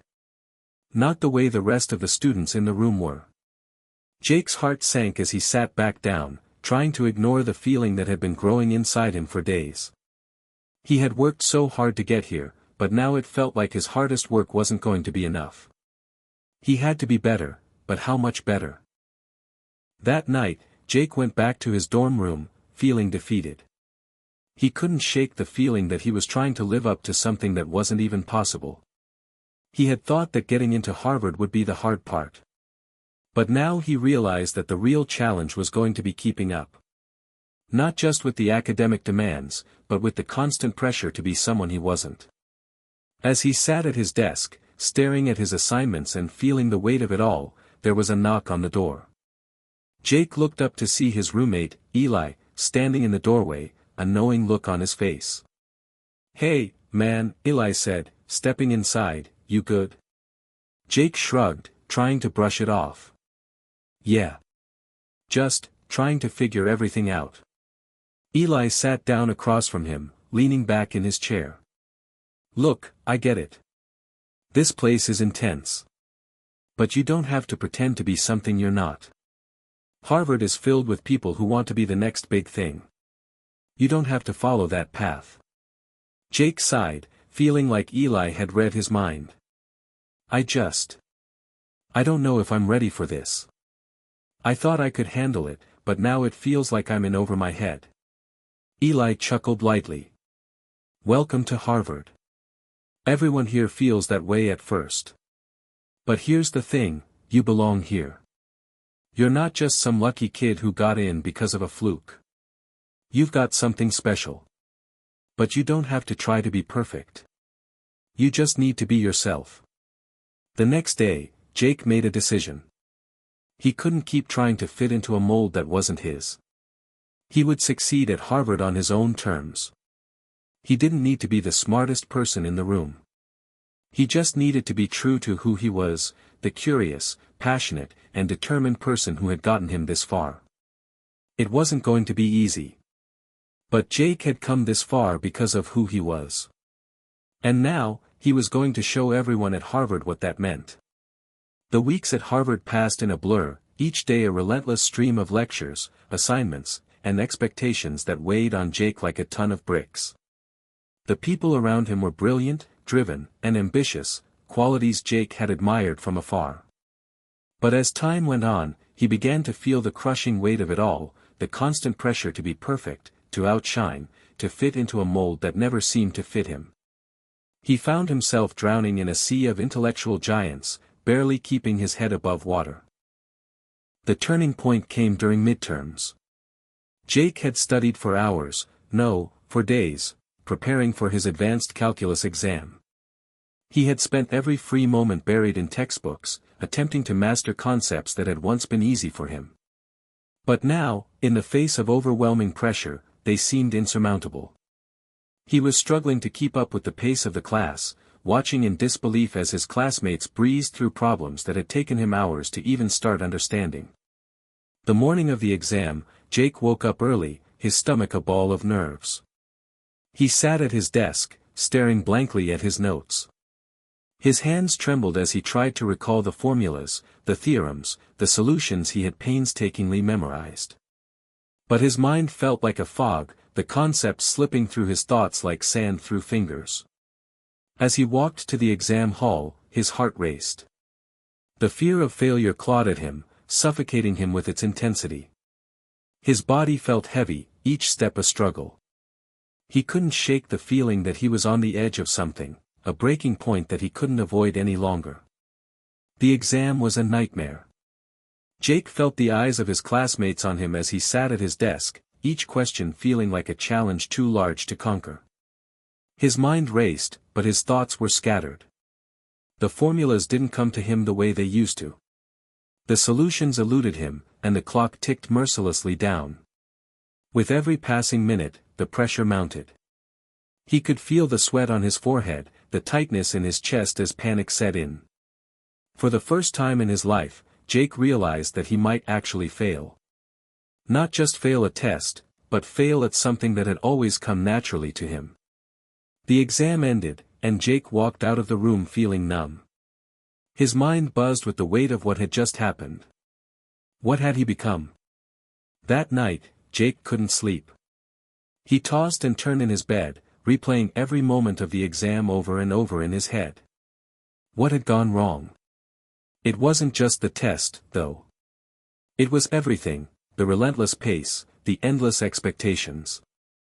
It was as if the world was telling him that being Jake Miller wasn't enough anymore. He needed to be more than just the kid who loved math, more than just the underdog who fought his way into this prestigious place. He needed to be perfect, to meet a standard that had been set long before he even stepped foot on campus. As he lay there, staring at the ceiling, his phone buzzed. It was a message from Chris. How did the exam go, genius? Jake stared at the message, unsure of how to respond. He didn't want to admit to Chris that he had failed. But at the same time, he couldn't lie. He typed back, his fingers heavy on the keys, "I think I bombed it. I don't know if I can keep doing this. It's too much." Seconds later, Chris replied, "Jake, listen to me. You've worked harder than anyone I know. This place is tough, but don't let it break you. It's okay to not have it all figured out. You're still you, no matter what happens. Don't forget that." Jake stared at the screen, his throat tightening. Chris's words were like a lifeline, but they didn't change the reality that was pressing down on him. Could he keep doing this? The next day, Jake went to his calculus professor, Dr. Alexander, after class. He had to face the music. He needed to know where he stood, if he had any chance of salvaging his grade. Dr. Alexander's office was cold, clinical, lined with bookshelves filled with dense mathematical texts. As Jake stepped inside, the professor looked up from his desk, his expression unreadable. "Mr. Miller," Dr. Alexander said, motioning to the chair across from him. "Have a seat." Jake took a deep breath and sat down. "Dr. Alexander, I just wanted to ask about my exam. I don't think I did very well." Dr. Alexander's gaze sharpened, and he tapped his pen against the desk. "Well, Mr. Miller, your performance on the exam was less than stellar. I expect more from someone of your potential." Jake swallowed hard, the words stinging. "I'm trying, sir. It's just, this place. The pressure is a lot." Dr. Alexander studied him for a moment, his eyes piercing. "You think the pressure is too much? Harvard doesn't care about your excuses, Mr. Miller. It only cares about results. If you want to succeed here, you need to prove yourself every single day. The world doesn't owe you anything." Jake sat there, trying to hold back the frustration that was building up inside him. He had worked so hard to get here, to fight for a spot at one of the best universities in the world. But in that moment, it felt like all of it, the hard work, the sleepless nights, the sacrifices, was meaningless.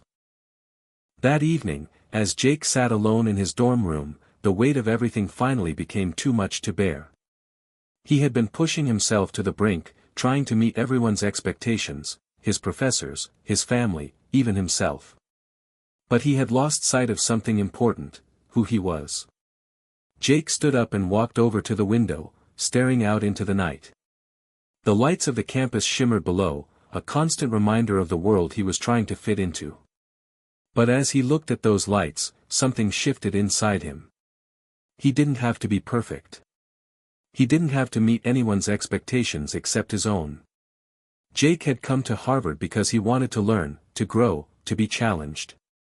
But somewhere along the way, he had lost sight of that.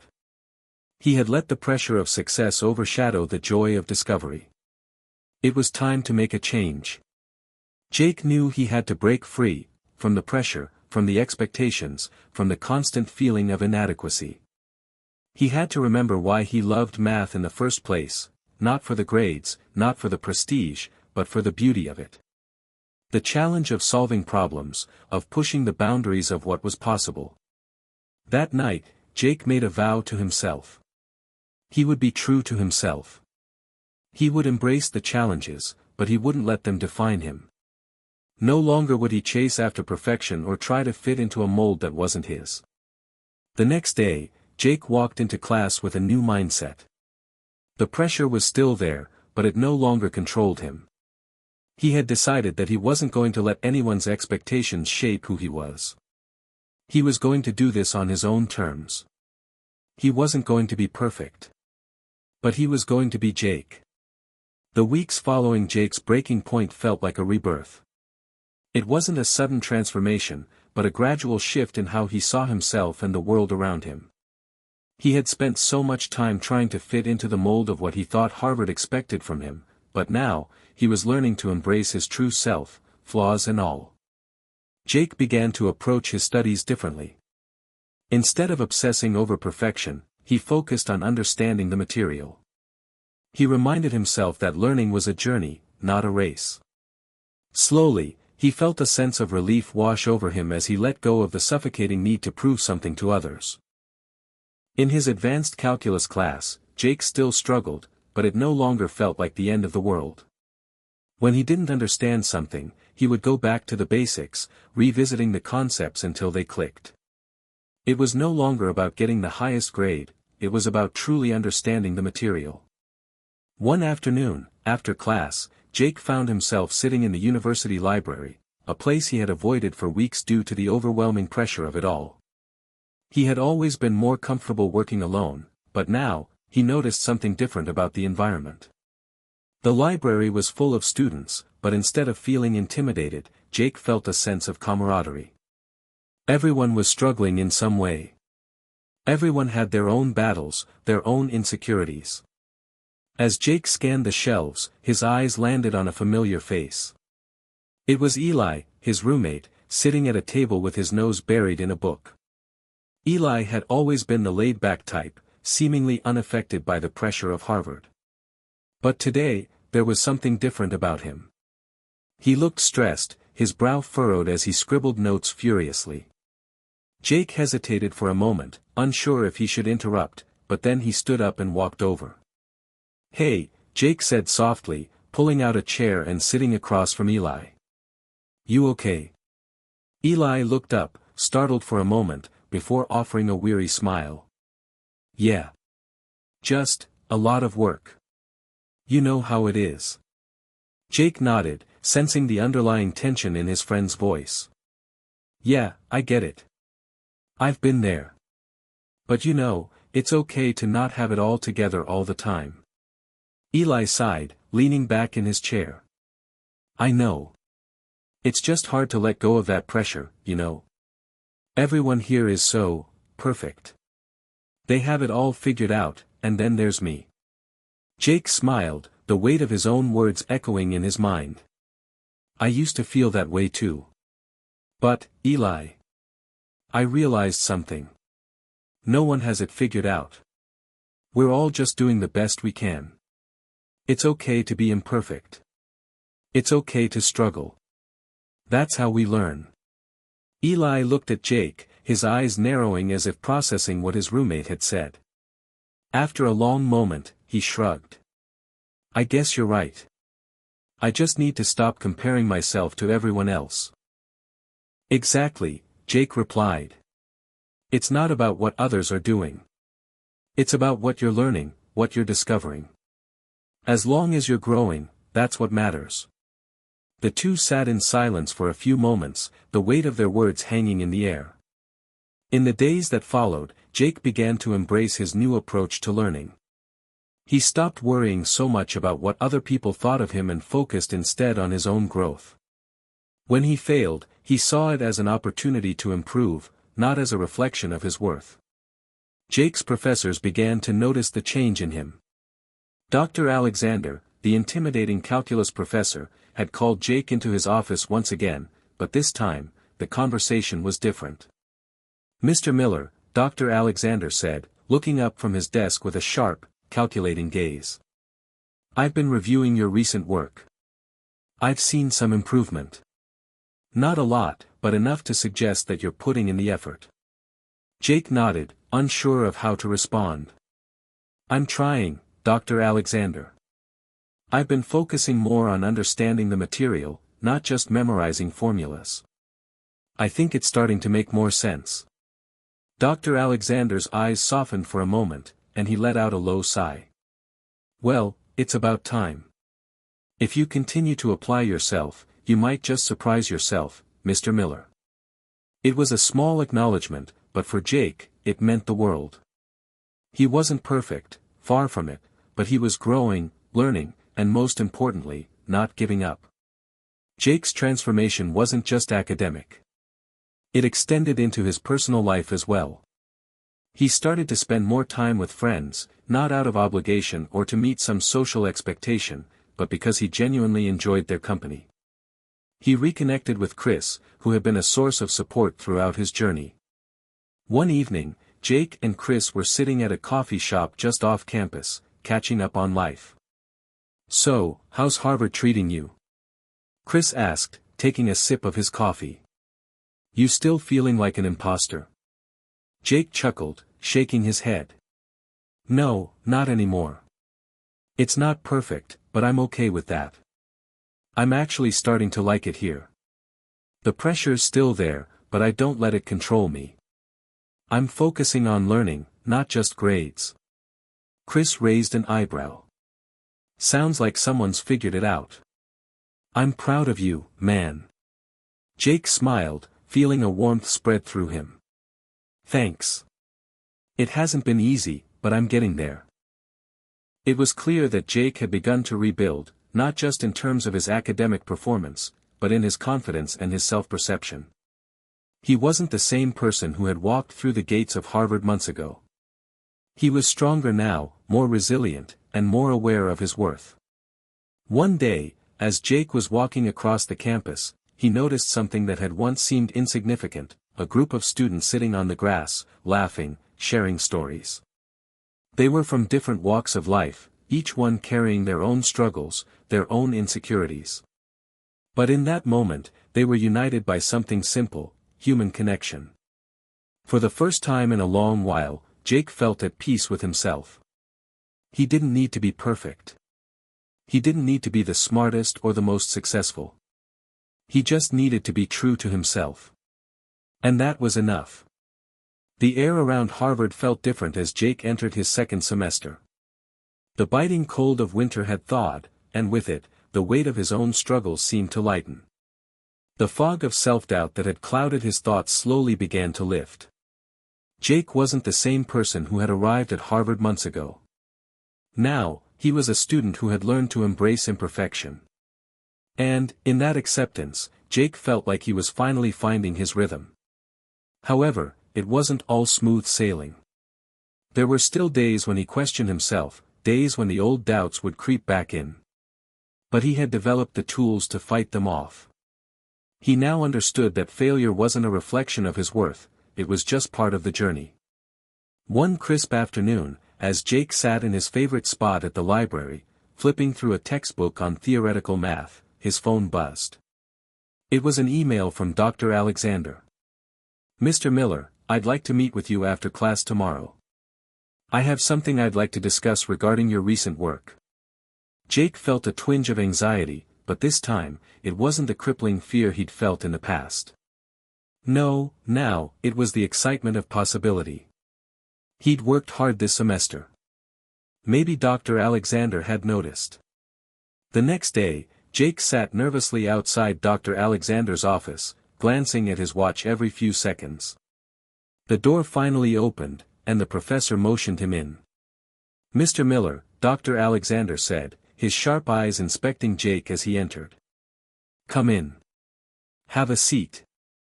Jake sat down across from him, trying to read his professor's expression, but as usual, it was unreadable. You've been making strides this semester, Dr. Alexander began, his voice neutral but not unkind. I've reviewed your recent work, and I must admit, I'm impressed. Jake's heart skipped a beat. Really? Dr. Alexander nodded. Yes. You've come a long way from where you started. I've noticed that you're finally beginning to grasp some of the more advanced concepts in calculus. But that's not why I've called you here. Jake frowned slightly, unsure where the conversation was going. Then, why? Dr. Alexander leaned forward, his gaze intense. You see, I've been keeping an eye on your progress, and I believe you have a unique way of thinking about problems. It's unconventional, very different from the way most students approach the material. But it's also brilliant. Jake blinked, processing the words. Unconventional? What do you mean?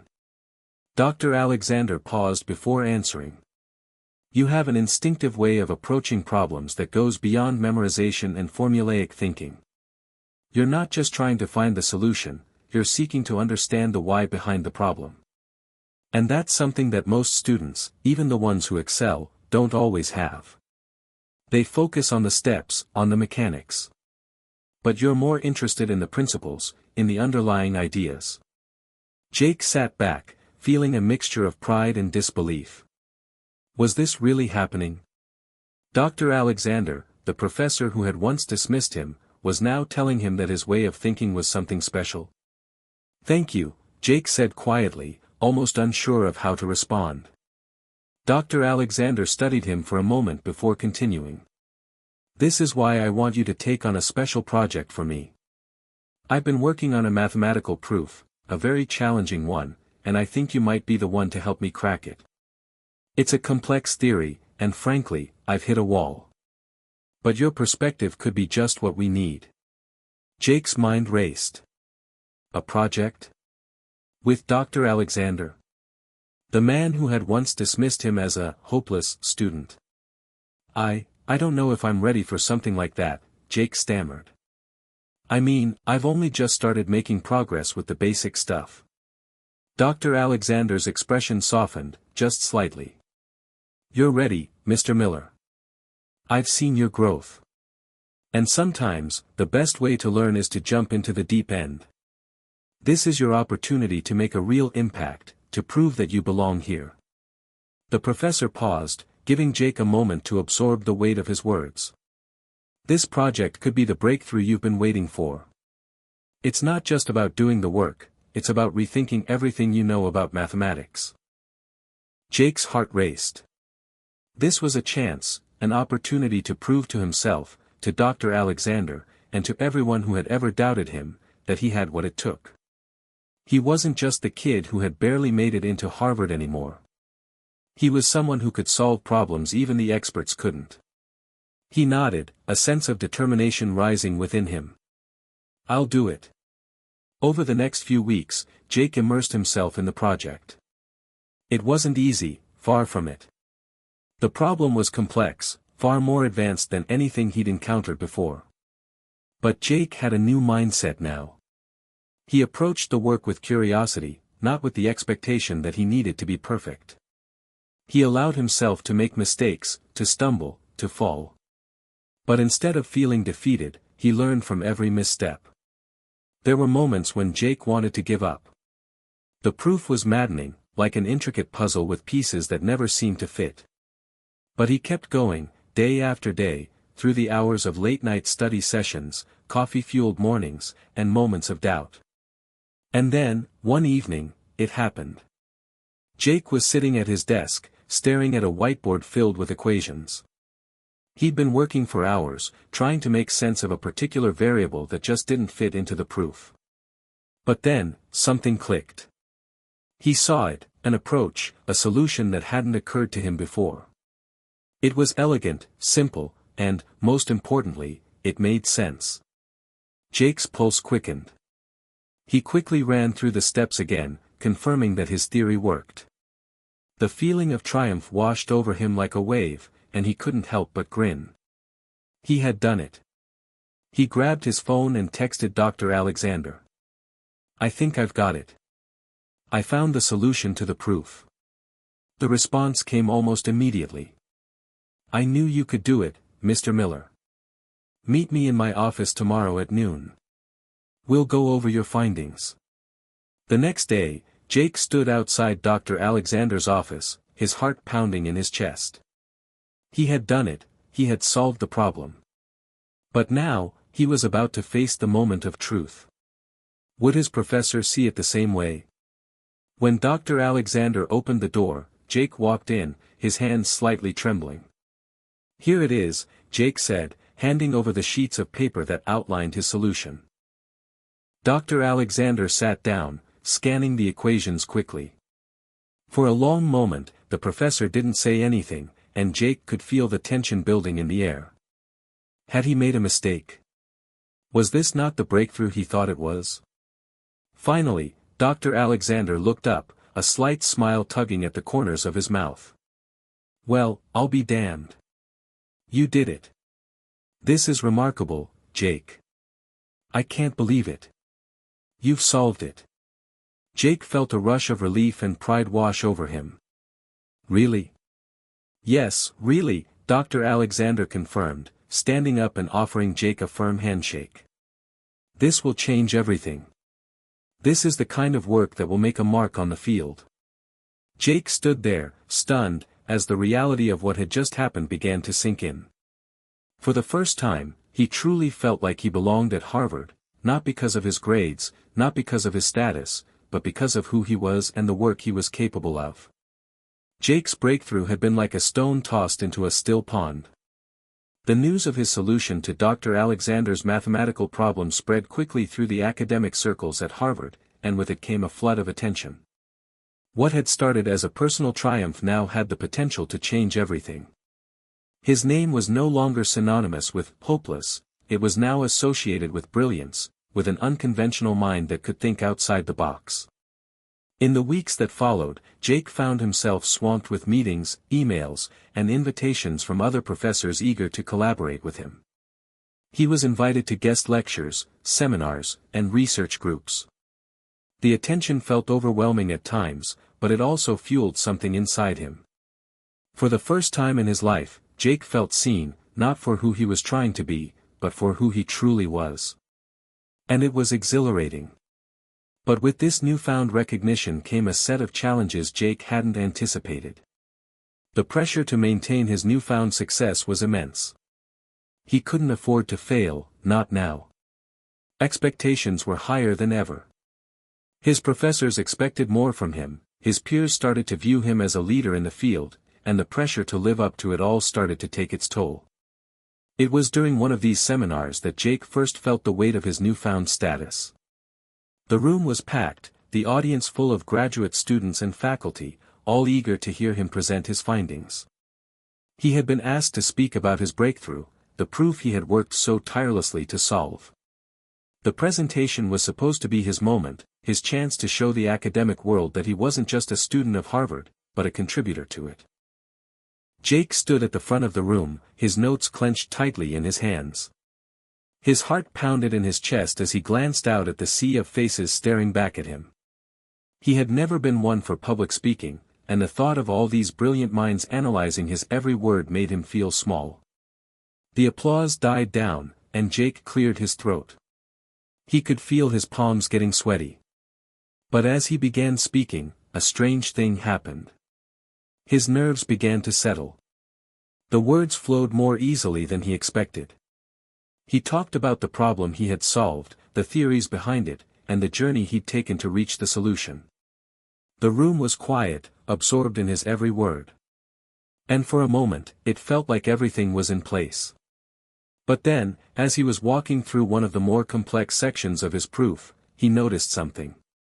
A graduate student in the front row was shaking his head slightly, a skeptical look on his face. Jake hesitated for a moment, wondering if he had lost his audience. But the student's expression made him uneasy, as if he was questioning Jake's entire approach. Jake pushed on, finishing his presentation and stepping down from the stage, but the unease lingered. The student had raised his hand for a question. "Mr. Miller," the student began, his tone sharp. "I appreciate your work, but I'm not sure your solution addresses the underlying assumptions of the problem. You've made some bold claims, but I think you may have overlooked some fundamental principles. Have you considered this alternative approach?" Jake's heart dropped. The student's words felt like an attack, a sharp reminder that even though he had made a breakthrough, there were still many who believed he didn't belong here. That nagging feeling from his first days at Harvard came rushing back, the fear of being exposed as a fraud, of being seen as someone who wasn't worthy of the accolades. Dr. Alexander, sitting at the back of the room, noticed the tension. He stood up and raised a hand to calm the room. "Let's give Mr. Miller a moment to respond." Jake took a deep breath, trying to steady himself. His mind raced as he considered the student's question. Was there a flaw in his approach? Had he missed something critical? "Thank you for your question," Jake said, forcing himself to sound calm. "I appreciate the feedback. I will certainly look into the alternative approach you've mentioned. But from my perspective, the solution I've presented holds up to the assumptions and the core principles of the problem. I'm open to further discussion on this." The room fell silent. The student seemed satisfied with Jake's response, but the discomfort lingered in the air. Jake knew that this wasn't going to be the last time he would face such challenges. As much as he had gained, there would always be critics, always be people who doubted him.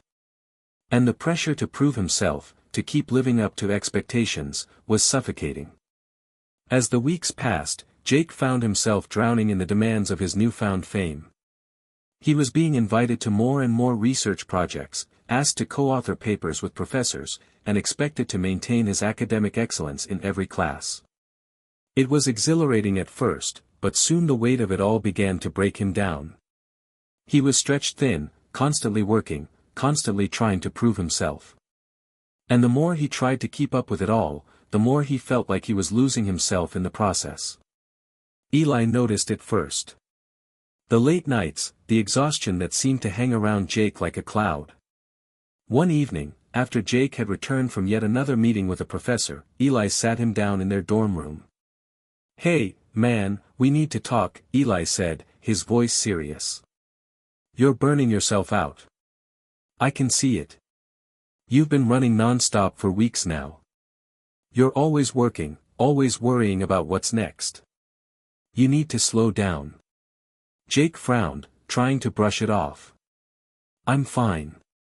Just got a lot on my plate, that's all." Eli shook his head. "No, you're not fine. You're trying to carry the weight of the world on your shoulders, and it's not sustainable. You've accomplished so much, but you can't keep going like this. You need to take a break, man.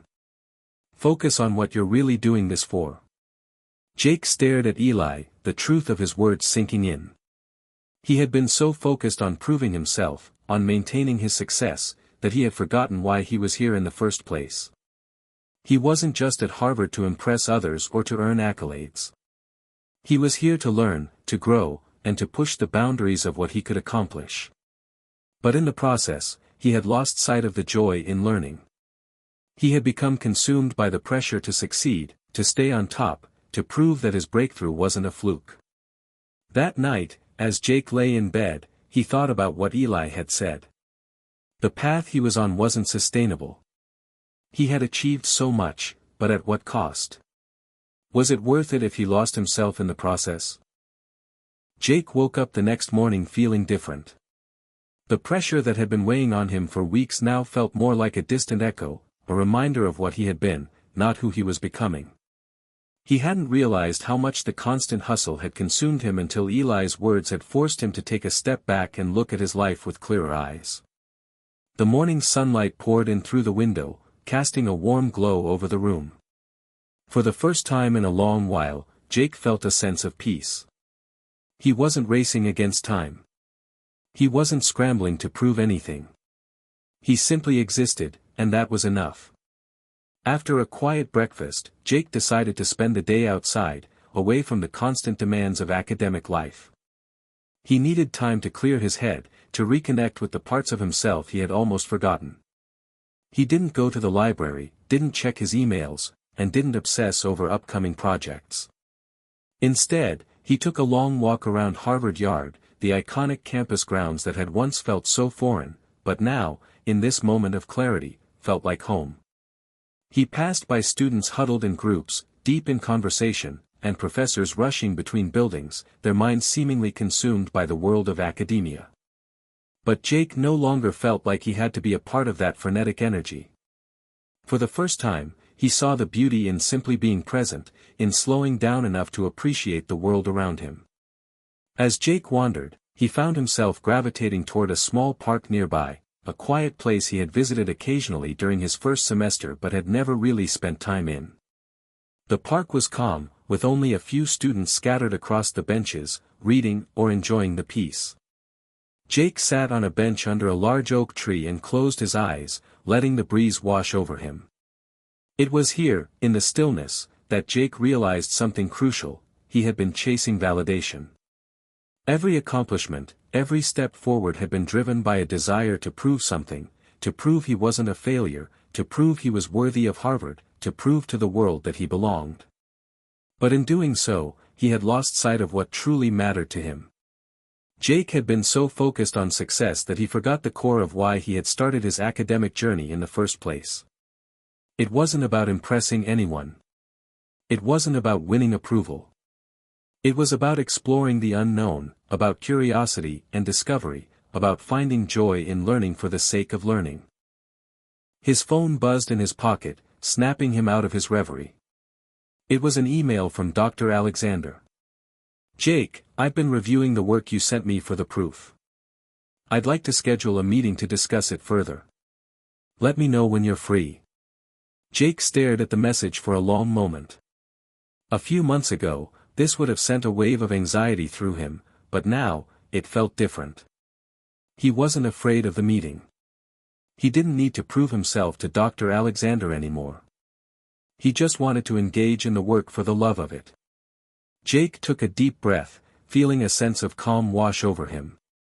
He had made a decision. He was no longer going to let the pressure to succeed dictate his every move. He would do the work, yes, but he would also find the joy in it.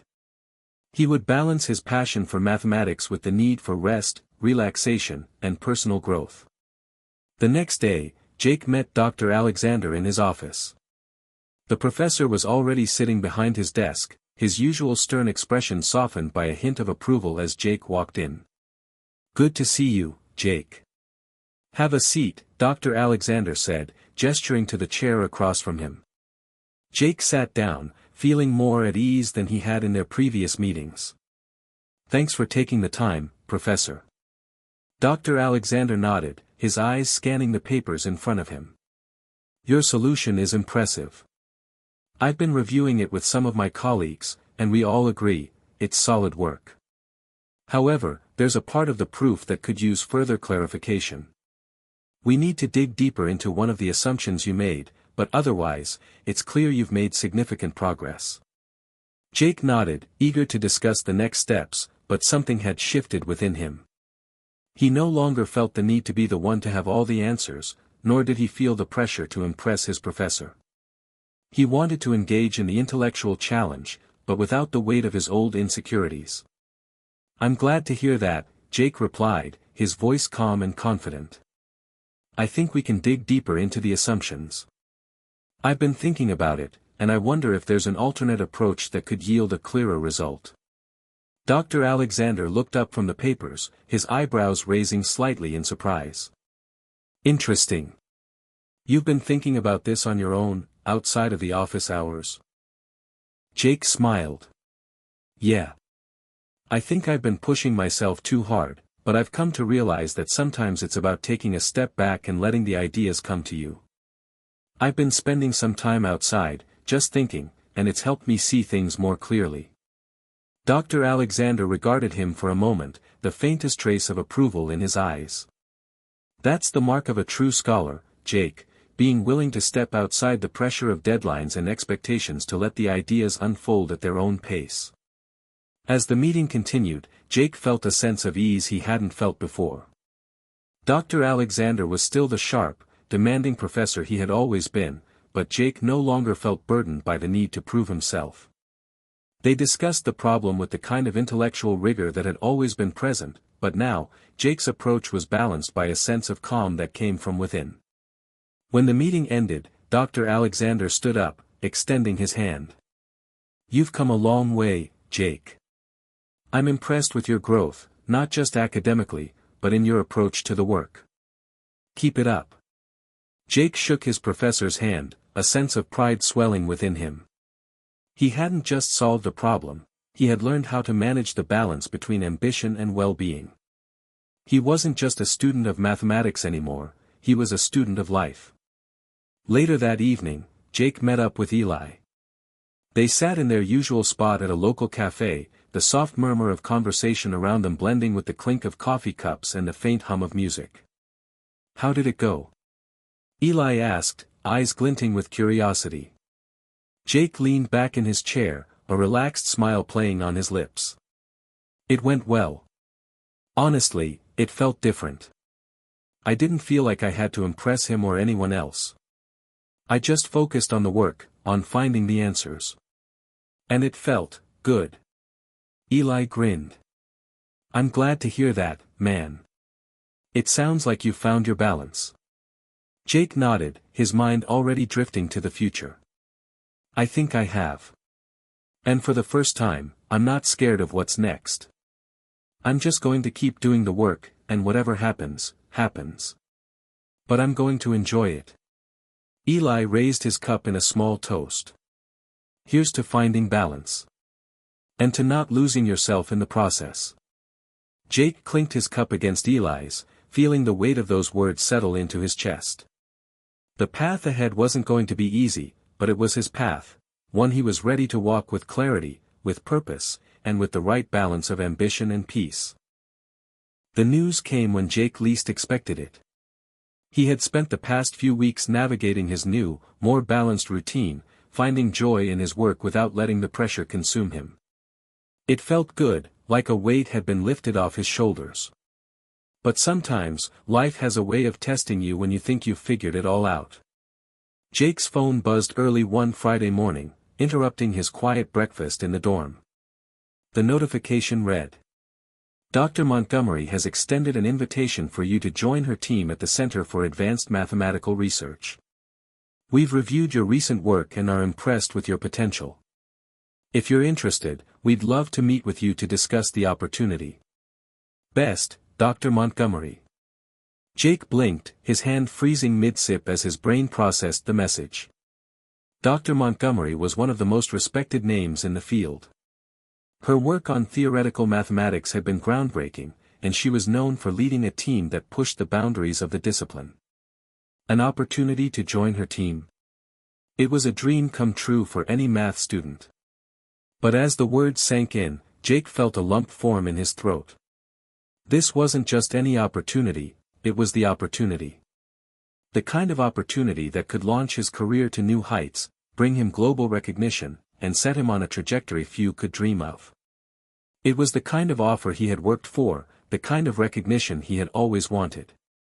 The problem was, it would come at a cost. The position would require him to work around the clock. He'd be expected to dive into complex problems without pause, pushing himself to the limits. The research would be demanding, and the hours would be grueling. There would be no time for breaks, no time for anything other than the work. It was the kind of environment that had drained him before, that had pushed him to the edge of burnout. But on the other hand, it was everything he had ever wanted. The recognition, the opportunity to make a real impact in his field, it was a once-in-a-lifetime chance. If he said yes, it could define his career, shape his future, and prove that the world had been wrong to ever call him hopeless. Jake stared at the email for what felt like an eternity, the weight of the decision pressing down on him. He could already hear the voices in his head, the voice of ambition telling him to go for it, to take the chance, to prove his worth. But there was another voice, quieter but growing stronger, reminding him of the lessons he had learned over the past few months. He had worked so hard to find balance in his life. Was he willing to give that up for the sake of success? Was it worth sacrificing his peace of mind for an opportunity that might, in the end, leave him empty? Eli had been quiet lately, but Jake knew he needed to talk to him now. He grabbed his phone and dialed Eli's number, feeling his stomach churn with uncertainty. "Yo, Jake. What's up?" Eli answered on the second ring. "I got an offer." "From Dr. Montgomery," Jake said, his voice thick with hesitation. "She wants me to join her research team. It's everything I've ever dreamed of, but I'm not sure." Eli's voice immediately grew more serious. "Wait, you're saying it's a huge opportunity, right?" Jake sighed. "Yeah, it's huge. But it's also going to be all-consuming. I'll have to put everything else on hold, my classes, my personal time. It's the kind of work that takes over your life, and I'm not sure if I can go back to that. I've only just started to feel like I'm finding some balance, you know." There was a pause on the other end of the line. "Yeah, I get it," Eli said thoughtfully. "It's a tough call. But if you ask me, I think you need to think long and hard about what you want, not just what you think you should want. It's easy to get swept up in something like that, but if you lose yourself in it, what's the point, right?" Jake ran a hand through his hair, feeling the weight of Eli's words. "I don't want to lose myself again. But this could change everything. I've worked my whole life to get here. How can I say no to that?" Eli chuckled softly. Look, man, you've already proven yourself. You've solved problems no one thought possible. You've made a name for yourself, and now you have to decide what's next. But don't forget that who you are matters more than what you do. Don't let this become the thing that defines you, let your life define your work, not the other way around. Jake sat back in his chair, letting Eli's words settle in. The weight of the decision felt even heavier now, but there was a clarity in his mind that hadn't been there before. He had come so far, but that didn't mean he had to give up everything he had worked to build, the balance, the relationships, the peace of mind. There had to be a way to succeed without sacrificing it all. Thanks, Eli, Jake said, his voice more sure now. I think I know what I need to do. That afternoon, Jake sat down in his room, his laptop open in front of him. He stared at the email from Dr. Montgomery, the blinking cursor mocking him with its silence. The opportunity was real. The choice was his. He thought about the times he had worked himself into the ground, the days when the pressure had almost broken him. He thought about the moments of joy he had rediscovered in the simple act of learning, of exploring ideas without the constant fear of failure. He thought about Eli, about his friends, about the life he was building outside of academia. Jake wasn't just a mathematician. He was a person. And the most important thing he had learned was that success wasn't about how far he could push himself, it was about finding fulfillment, finding balance, and staying true to who he was. With a deep breath, Jake began typing his response. Dear Dr. Montgomery. Thank you so much for the incredible offer. I am truly honored by the opportunity to join your team at the Center for Advanced Mathematical Research. After careful consideration, I have decided that, at this time, I must respectfully decline. While this is an amazing opportunity, I believe that for my personal and academic growth, I need to focus on finding a balance that allows me to explore my passions without sacrificing my well-being. I hope that we can stay in touch and that our paths may cross again in the future. Best regards.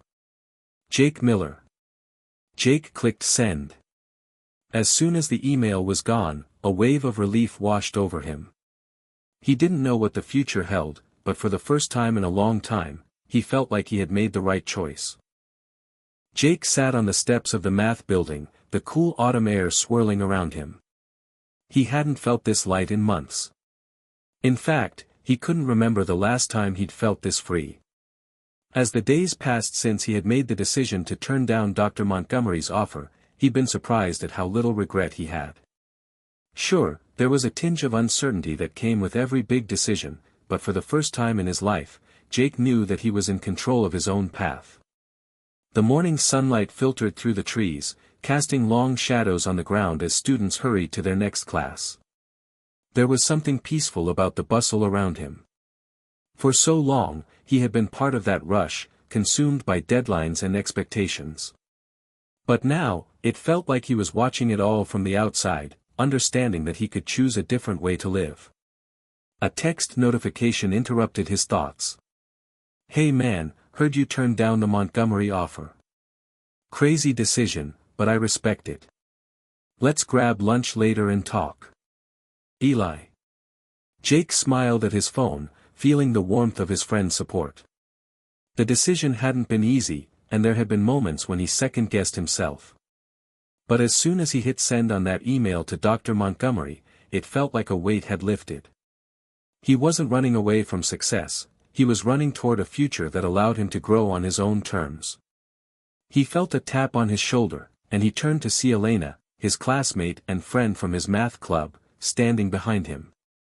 Elena had always been one of the few people who understood the intensity of his work, but more importantly, she understood the need for balance. They had become close friends over the past year, sharing frustrations and breakthroughs over coffee and late-night study sessions. Jake, she said, grinning as she sat down beside him on the steps. I heard the news. Dr. Montgomery's team wanted you, right? Jake nodded, still amazed at how real it had felt when he first got the offer. Yeah, they did. But I turned it down. Elena raised an eyebrow, a mixture of surprise and curiosity in her expression. Wow. I'm not going to lie, I was sure you'd jump at the chance. What made you change your mind? Jake leaned back against the stone step, taking a deep breath. I don't want to lose myself in the work, Elena. I've been there before. I've pushed myself so hard that I nearly broke. I've realized that I can be successful without sacrificing everything else, my health, my relationships, my peace of mind. Elena smiled, her eyes lighting up with understanding. That's a powerful realization. I'm proud of you, Jake. You know, I think a lot of people would have taken the offer without thinking twice. But you took the time to ask yourself what's truly important. That's rare. Jake's smile was small but genuine. It's been a long journey to get here. It wasn't easy. But I'm learning that there's more to life than just getting ahead. It's about finding a balance, doing the work, but also taking care of myself along the way. Elena nodded, thoughtful. It's easy to lose sight of that when you're in the thick of things. We get so focused on the end goal that we forget to enjoy the process. Jake had learned that the hard way. For so long, he had chased validation and achievement, believing that success was the only thing that mattered. But now, he knew better. Success wasn't just about accolades or recognition, it was about being present in the journey, savoring the little moments, and staying true to who you are along the way. Later that day, Jake sat with Eli in their favorite cafe, sipping on their usual coffees. It had become a routine to debrief after major decisions, to unwind, and to remind each other that they didn't have to go through life's challenges alone. Eli leaned back in his chair, studying Jake with a look of approval. So, you've really done it, huh? You turned down the big opportunity. No going back now, Eli said, his tone teasing but also admiring. Jake chuckled, feeling at peace with his choice.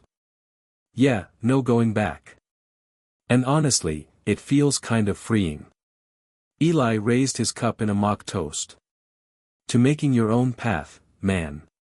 To not being defined by anyone else's expectations. Jake clinked his cup against Eli's, feeling a surge of gratitude for his friend. To finding balance. There was no moment of grandeur, no dramatic turning point, just a quiet sense of clarity that came with the decision to stay true to himself. Jake knew there would still be challenges ahead. There would be times when he questioned whether he had made the right choice. But in his heart, he knew that he had made a decision that aligned with his values and his vision for his future. He wasn't giving up on his dreams, he was simply choosing to pursue them in a way that allowed him to live a full life, not just a successful one. The following weeks were filled with a renewed sense of purpose for Jake. He threw himself into his studies with a balanced approach, working hard, but also taking time to enjoy his life outside of academics. He met new people, reconnected with old friends, and found joy in the smaller moments of life. He started running again, something he hadn't done in months.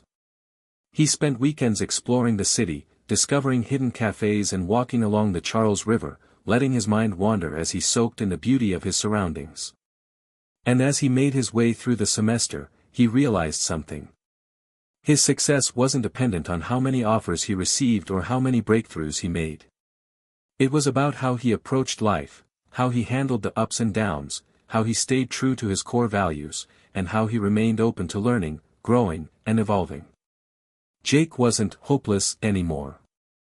In fact, he was more confident than ever before, not because of a perfect solution or a world-changing discovery, but because he had found the one thing that truly mattered, balance. Months passed, and Jake continued to thrive in his own quiet way. He wasn't the most talked-about student in his department, but that no longer mattered to him. He had discovered the power of quiet confidence, of working for the sake of the work itself, not for the accolades. He made a name for himself not by chasing fame, but by focusing on what was important, his well-being, his friendships, and his passion for mathematics. And though the path ahead was still uncertain, Jake knew one thing for sure, he was ready to face whatever came next, because he had finally learned the most important lesson of all, success isn't about perfection. It's about progress, balance, and staying true to who you are. The road ahead was his to choose, and Jake was no longer afraid to take the steps, whatever they might be. 3 months had passed since Jake made the decision that surprised everyone, including himself. Turning down Dr. Montgomery's offer hadn't derailed his path, it had redirected it. And now, standing outside the gates of Harvard on graduation day, Jake realized that this wasn't an ending at all. It was another beginning. The campus buzzed with excitement.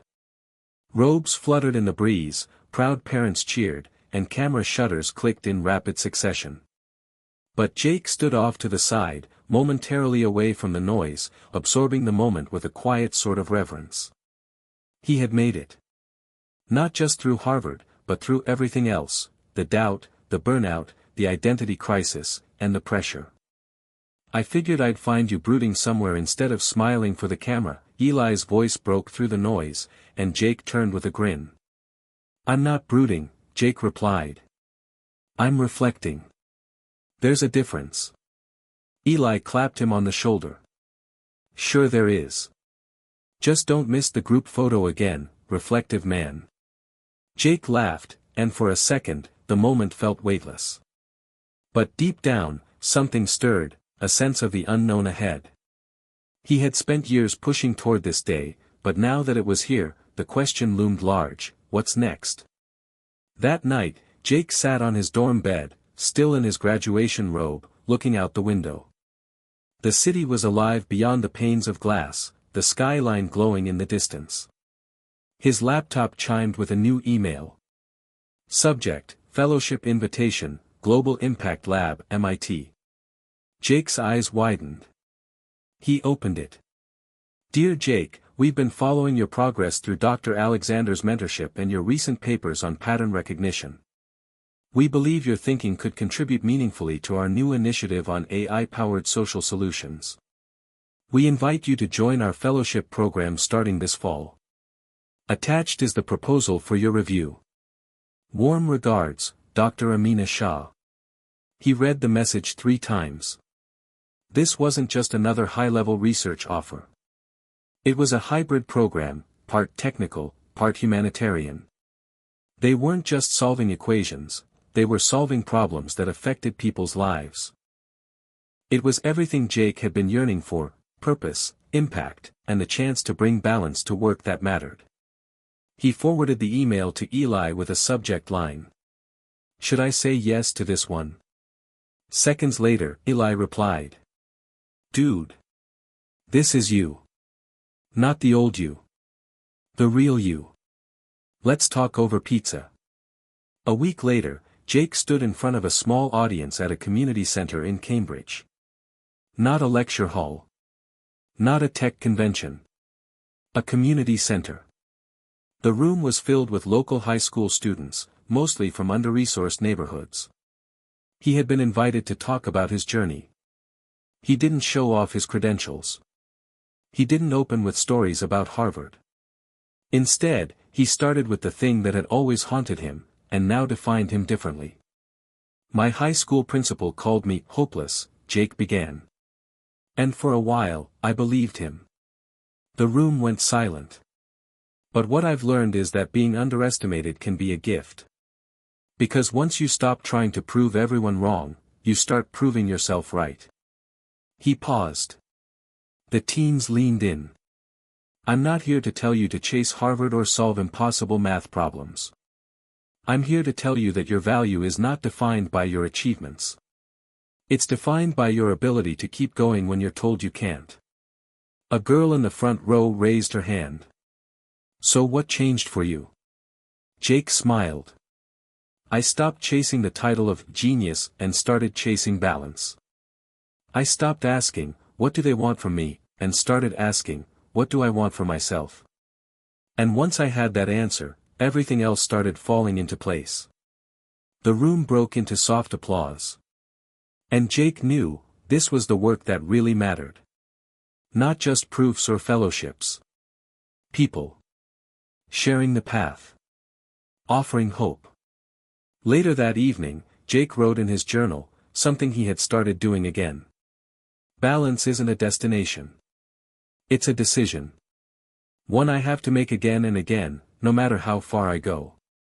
But now, I know how to find my way back when I lose it.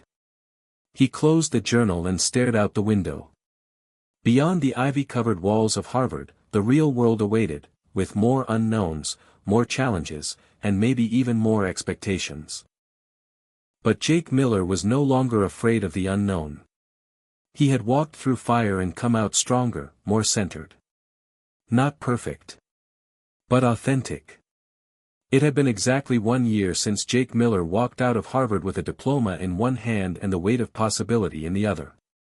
He now stood in a bustling conference room in Nairobi, Kenya, where sunlight poured through tall windows and laughter echoed off the walls.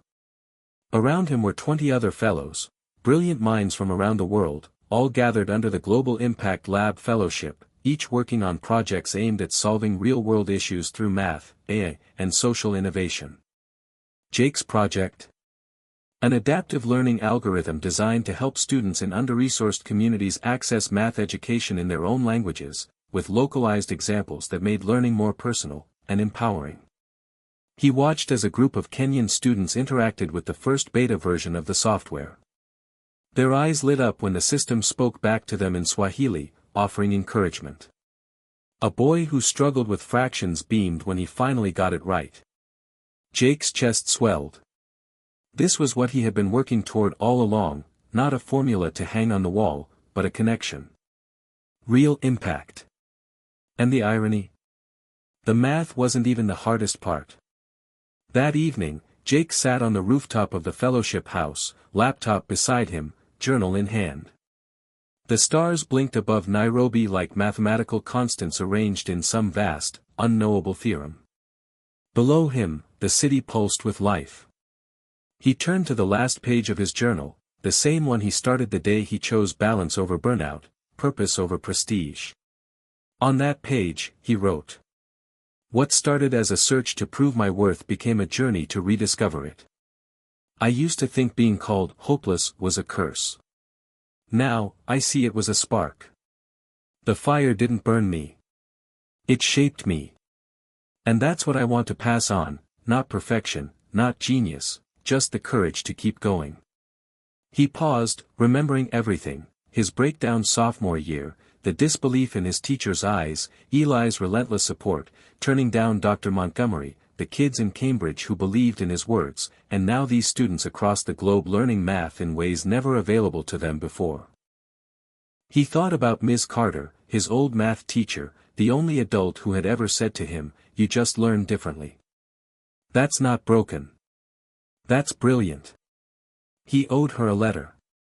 He owed a lot of people letters. But mostly, he owed himself grace. The next morning, the fellowship team presented their mid-year projects to a packed auditorium of educators, investors, and community leaders. Jake's presentation was simple, powerful, and deeply personal. No equations on the first slide. Just a photo. It was a snapshot of a younger Jake, maybe 15, slouched in a chair outside the principal's office. His eyes looked tired. Defeated. The caption read, "They called me hopeless." Gasps rippled through the room. He moved to the next slide, a bright classroom in Nairobi, a student solving a math problem on a tablet that read, "Great job. You're thinking like a mathematician," in Swahili. Jake looked out over the audience. "I share this not for pity, but to make a point. There are millions of kids like that boy I used to be. Kids who are told they're not enough. That they'll never catch up. That they don't belong in a world of problem solvers. But here's what I know now, sometimes the most brilliant minds are the ones who simply weren't seen." He paused. "My project isn't about teaching math. It's about changing the story. About showing a kid who's been dismissed that their brain is not broken, it just needs to be spoken to in a language it understands." When he stepped down from the podium, the room erupted in applause. Not the kind born from pity or prestige, but the kind that came from recognition. Respect. That night, Jake received a message from an unexpected name. Dr. Montgomery. "Jake, I heard about your presentation today. I want you to know something. I didn't see this version of you back then, but I see it now. I was wrong to think that brilliance only comes in one form. You're changing lives. And frankly, you've surpassed us all. Thank you for reminding us why we do this work. Jake smiled. It wasn't about proving her wrong anymore. That part of his life was over. Weeks later. Back in Boston, Jake stood in front of a whiteboard in a public charter school where he had recently accepted a part-time teaching role. He loved it, teaching in the mornings, working on his AI project in the afternoons, and giving talks to students and educators on weekends. It wasn't glamorous. It wasn't global headlines. But it was real. He turned to his students, most of them first-generation kids like he was. Kids with fire in their eyes and fears in their hearts. All right, he said. Today we're not just solving equations. We're solving for why. Why do you think this matters? What does this math help you understand about you? A girl raised her hand slowly. Because, when I solve it, I feel smart. Like I can do something big. Jake nodded, heart full. You can. And this time, there was no voice in his head doubting it. No need to prove anything. Just the quiet certainty that he had come full circle, and now, it was his turn to light someone else's spark. Hit subscribe and leave a comment with where you're watching from. This story might just spark a new beginning. What's one thing that always pushes you forward, even when things get tough?